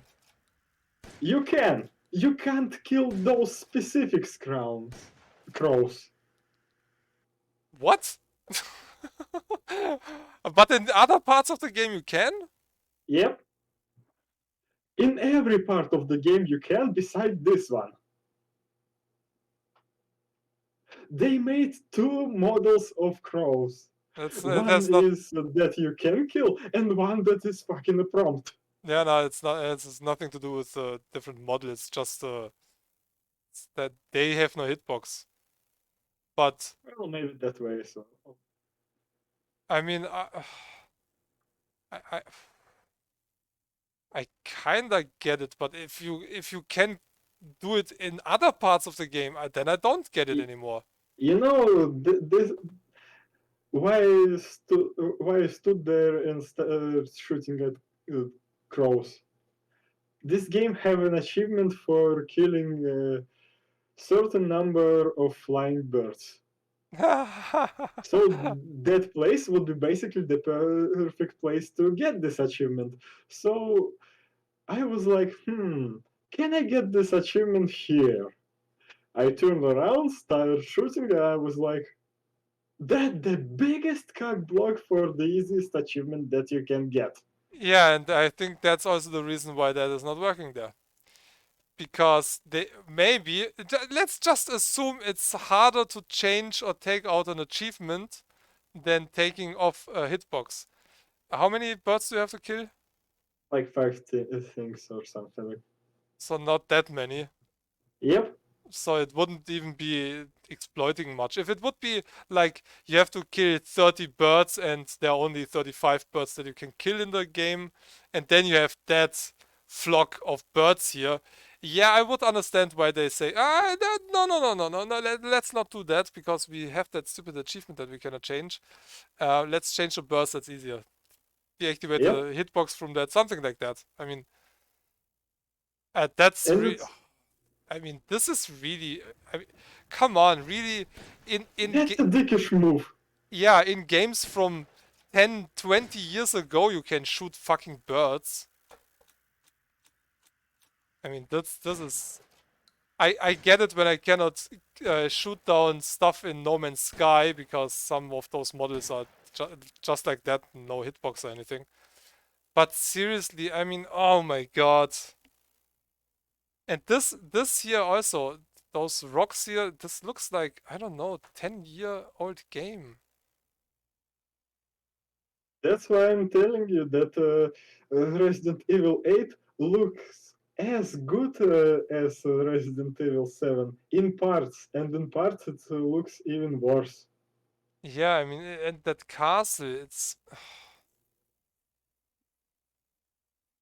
I mean, you don't have to get to those mountains or anything, but in Days Gone, where you Actually also was in those mountains. Oh It's really? Dimitrescu Castle. No, no, yeah, That, but I mean, you cannot get everywhere what you see in the game. no, point that I'm stating it, you will get to this place. It's Again, a mountain that you see in the game 20 kilometers away, you cannot reach, right? Let's just say you cannot get everywhere in the game. It's not a fucking open world sandbox. Okay, God damn okay. it. Holy shit. Okay.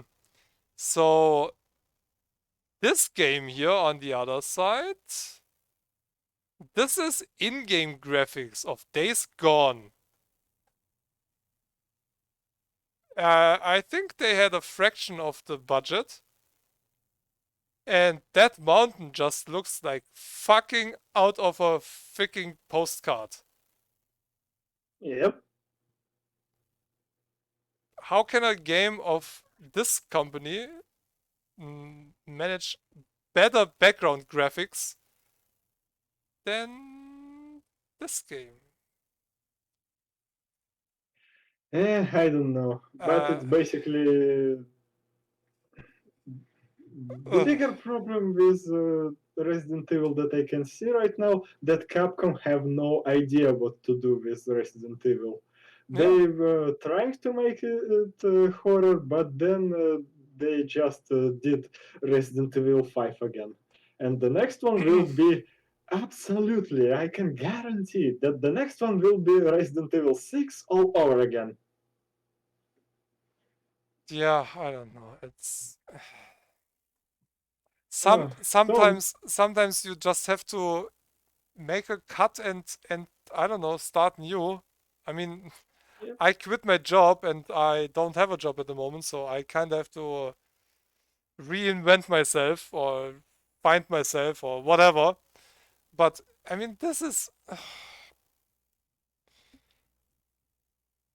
Again, I'm going to mention it again. The person who was responsible for this product not working at Capcom anymore. yeah. I mean, there's a reason. There's a reason why it's still possible today to sell games which were originally released in the 90s. Um, so far, from what I've seen and read about Diablo 2 Resurrection, that will be one freaking awesome remake. Not a perfect one, but there is no perfect game anyway. But not like the shit show they released with Warcraft 3. But they know what people expect when they want to have old school stuff. And Resident Evil, even though we kind of passed the era where we have pre-rendered rooms and only have a fixed camera, you might have that in some games for some atmospheric part or some different situation or so, but not the whole game anymore. But they saw that with Resident Evil 2 remake, people were happy about what they got. Yep. New players and even more important, the old people who enjoyed the original. But the new folks also likes the game as the game it is. So why not continue on that stuff? Why do we have to? I mean, there's a saying, never touch a running system. Sometimes it's a good idea, sometimes yeah, depends. It doesn't mean to make everything exactly the same all the time, but if something is already working, don't change that. There's a reason why Assassin's Creed today doesn't feel one bit like the original old school Assassin's Creed. It's an action game now. It's a casualized action game. It's not a stealth game anymore where you have to plan your way or something. Hitman is more like that still. Although the Hitman before the Hitman reboot, what was it? Absolution, I think. Yep.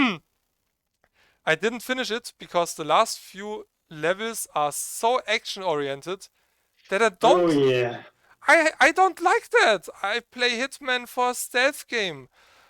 It's not like I'm running in guns blazing. That's not what I do. I know that I can play Cyberpunk that way, but that's not what I want to do. I want to play it my way.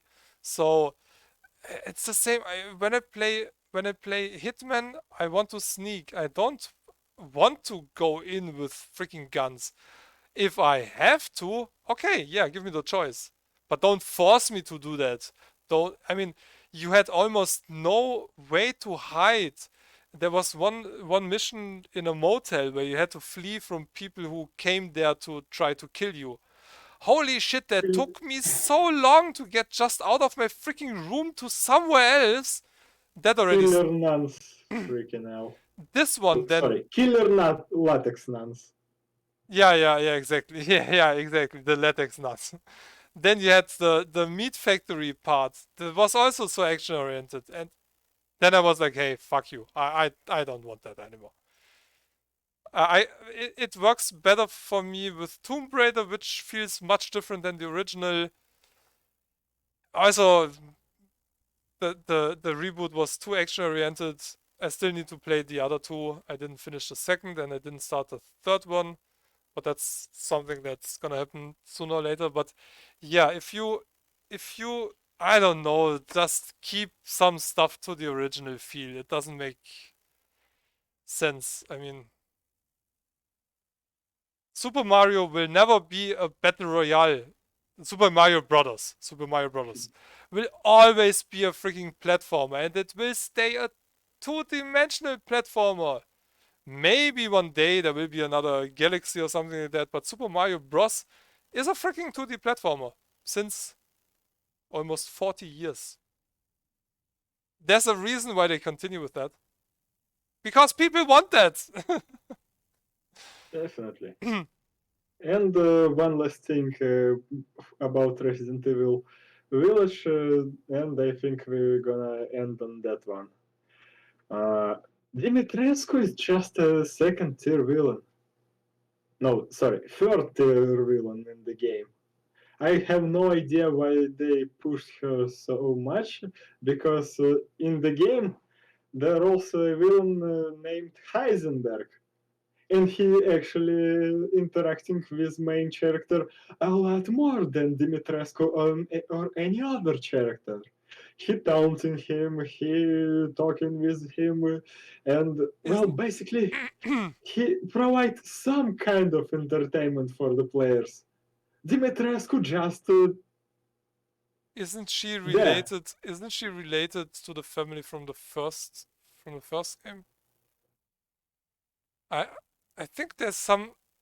I don't know what, but Nothing at there's all. isn't she some story related Nothing at character? all. Really? Not at all. I mean, There is a connection. If you want, I'm going to tell you about it off stream. But if I'm going to tell the connection right now, it's definitely going into spoiler territory. yeah, don't do that on stream. I don't care. You can do that on Discord, but yeah. Yeah, that's weird, but that just I don't know. So you kind of promote and push one character that's almost not existing in the game. I'm gonna tell you even more. The main villain appears on the screen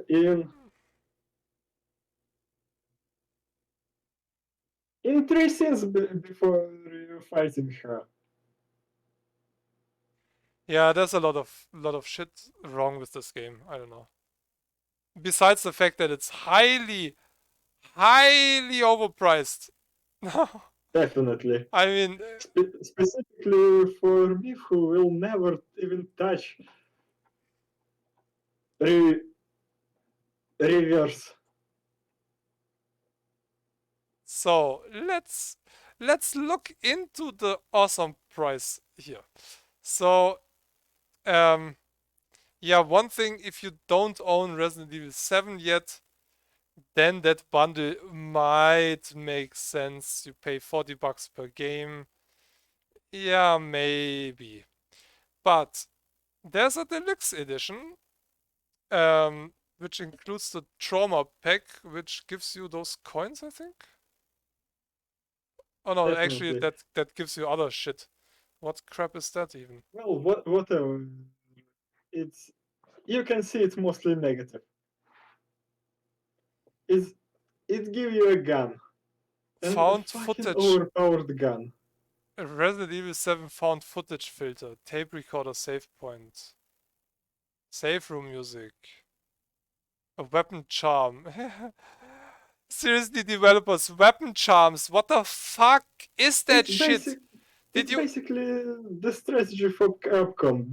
Every Resident Evil have deluxe edition that basically worthless. Yeah. Another thing is, you have those in a lot of games. I mean, yeah, I kind of get it from a transaction point of view. But did you ever in your life see a video of a soldier who has some fucking figurine or shit dangling on the side of his freaking automatic rifle besides the Of course not, the strap? because it's fucking hazard. Yeah, I mean, it, ah, it, this, I get too old for this shit. Seriously, I don't know. This is. I can. Yeah, I can't play Resident Evil games. You have to be that tall to play Resident Evil games. At least that tall. I'm so tiny. But I want to play that. Come on, it says 1/8. That's 9. If you add it together, I'm already 10. Yeah, if I stand up, I get banned. No. But you don't just have to get it here. You also have to get it here. So yeah, Looks like I'm flexing, but I'm not even. I'm not even trying. Yeah. okay, but that's basically everything that I wanted to say about Resident Evil Village without getting into story spoilers and stuff like that. Yeah, it's just I don't know. It's I tried 7. I tried 7 because I have it in Game Pass, and Seven actually much more better. Seven actually worth your time if you wanna play some horror game. the thing is, I was playing it, and it already started to piss me off when I had a weapon and the Mhm. needed ammo in my freaking inventory. It was there. There was no way to use it. And the game forces you to run away while I have fucking 10 bullets, which should be enough for a freaking guy running after me. Um, Yeah, so that guy. When you fight that guy in his boss form, yeah, you definitely need a lot more than 10 bullets. yeah, but just I mean, let's just say it's a regular enemy, okay? Yeah, So okay. 1 or 2 bullets to the head should do the job, okay? But you're getting chased by that guy. Yeah. No, not getting into that game now. We talked about that. No, I'm about Resident Evil 8 right now. Resident Evil 8 have a moment when basically a scripted moment when game like putting you in and an enemy into a choke point. You have a shotgun at this point, but game locking you with a handgun, and because you might spend bullets on an invisible enemy, invincible. No matter how many times you shoot the enemy, he will not be hurt by your shots. And all you can do is spend 10 bullets from your pistol on nothing. What? How is shit like that giving this game overwhelmingly positive reviews? That's okay for me personally. The game So, the game already okay. Dimitrescu. Yeah. Yeah, just talking about 7 because I didn't play 8 and I didn't plan to. But talking about 7, you get chased by that idiot while you have a weapon that you cannot even grab. That's the one thing. And I don't mind chase scenes. Okay, it was okay. But then I get into a part, I don't know, it was in the basement or something, where you have 2 shelves left and right, where you basically, it's also one of those choking points. You can only Mhm. get through there. You're followed by one of those black phantom thingy cloud shit, I don't know. Mossman. Yeah, so black cloudy thingies.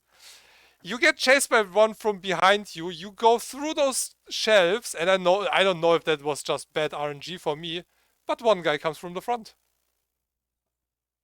Yeah, he spawned there and he just waited for you. You can do one thing in that situation: die. That's the one thing you can do. I personally could only die in that situation. I have no idea what I was supposed to do.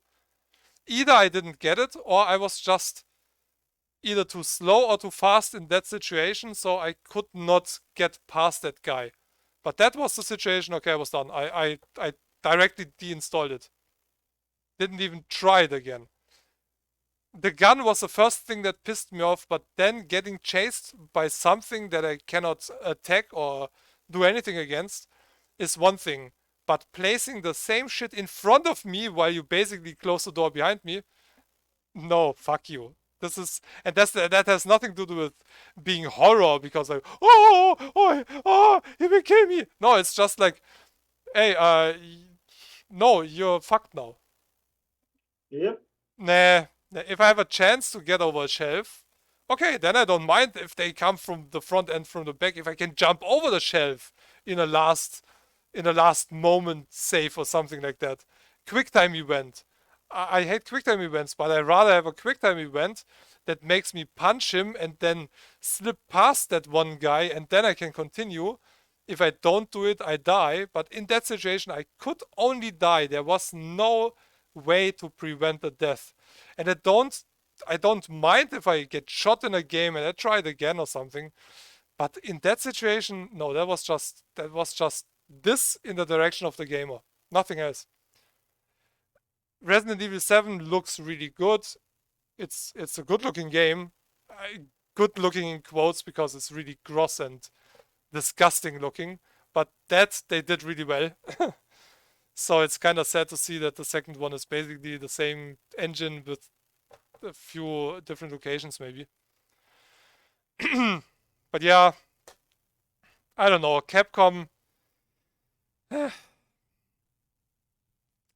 I mean, there's at least one company we don't have to worry too much anymore in the future. It's Konami. They're basically they decided to, okay, we learned our lesson. Let's do pachinko machines. I have to be careful not to show too much. But yeah, we're getting to the end. It's past 7 p.m. I have to be live in 2 hours. I need to get out with the dog. I need a fucking shower. And yeah, this is the longest podcast we did for a long time. 4 hours. And you're still awake. Yep. Oh, okay, it's Saturday. So normally we do that on Thursday and it's Friday. Oh yeah, it's already tomorrow. Saturday. For you, it's Friday. Yeah. No, No, for no, you, it's Saturday. Saturday. For me, it's still Friday. Okay. I guess that was long enough. Famous last words. I already know. No, different one. Fuck you, Sega. Fuck you. Lucifer's Call. What the fuck? Shin Megami Tensei 3 Mm-hmm. recently was released on Steam. Aha. Okay. Pricing for Russia so fucking unfair that I'm never gonna buy this game. Basically the same thing that happened with Valkyria Chronicles 4. Basically the same thing that happened with Persona 4. Sega can go fuck itself. I love Atlus, but Sega can go fuck itself with its pricing.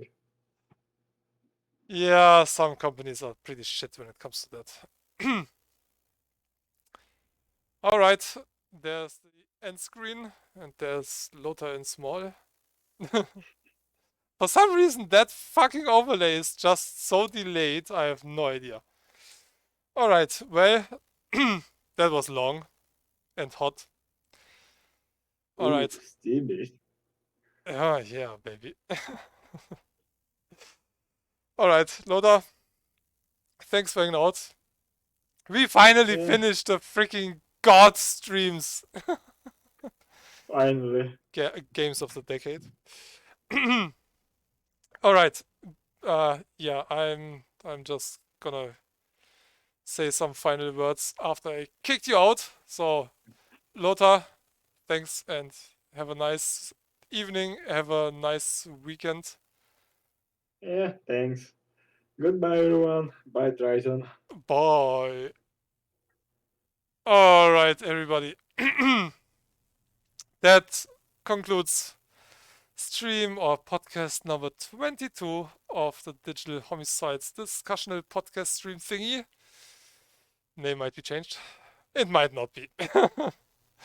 So the next one, since we kinda try to do it monthly in the first week, and I have to do a shit ton of stuff, even without talking to Lothar about that. But I think the next one will be in a month from now. So I'm just throwing out that date here, and that would be July the 1st. I'm not 100% sure what is planned on that day because that's the birthday of my dad. So, yeah, but that would be July the 1st. And that is in 4.5 weeks, basically. Um, so, yeah, or 4 weeks. So, yeah, that will be the next stream if that fits into Lota's schedule at least. But I'm just throwing that out because I had a dog here for the whole week, so I couldn't do shit. I need to do a lot of shit soon. So yeah, and since I'm going full time streaming, I need to do a lot of stuff. So that being said, thanks for hanging out. I hope you enjoyed, and if you did, come back in a month. There you will be able to see more. And I definitely need a break now. It's stream number 2 for me today. I streamed already today, 12 hours ago. I started, or 11 hours ago. So I will be live again in less than 2 hours from now, playing Darksiders Genesis with Baron Fortesk. If you want to see that, check it out. Anyway, that being said, time zone appropriate greetings to everybody. Have a good one. Bye.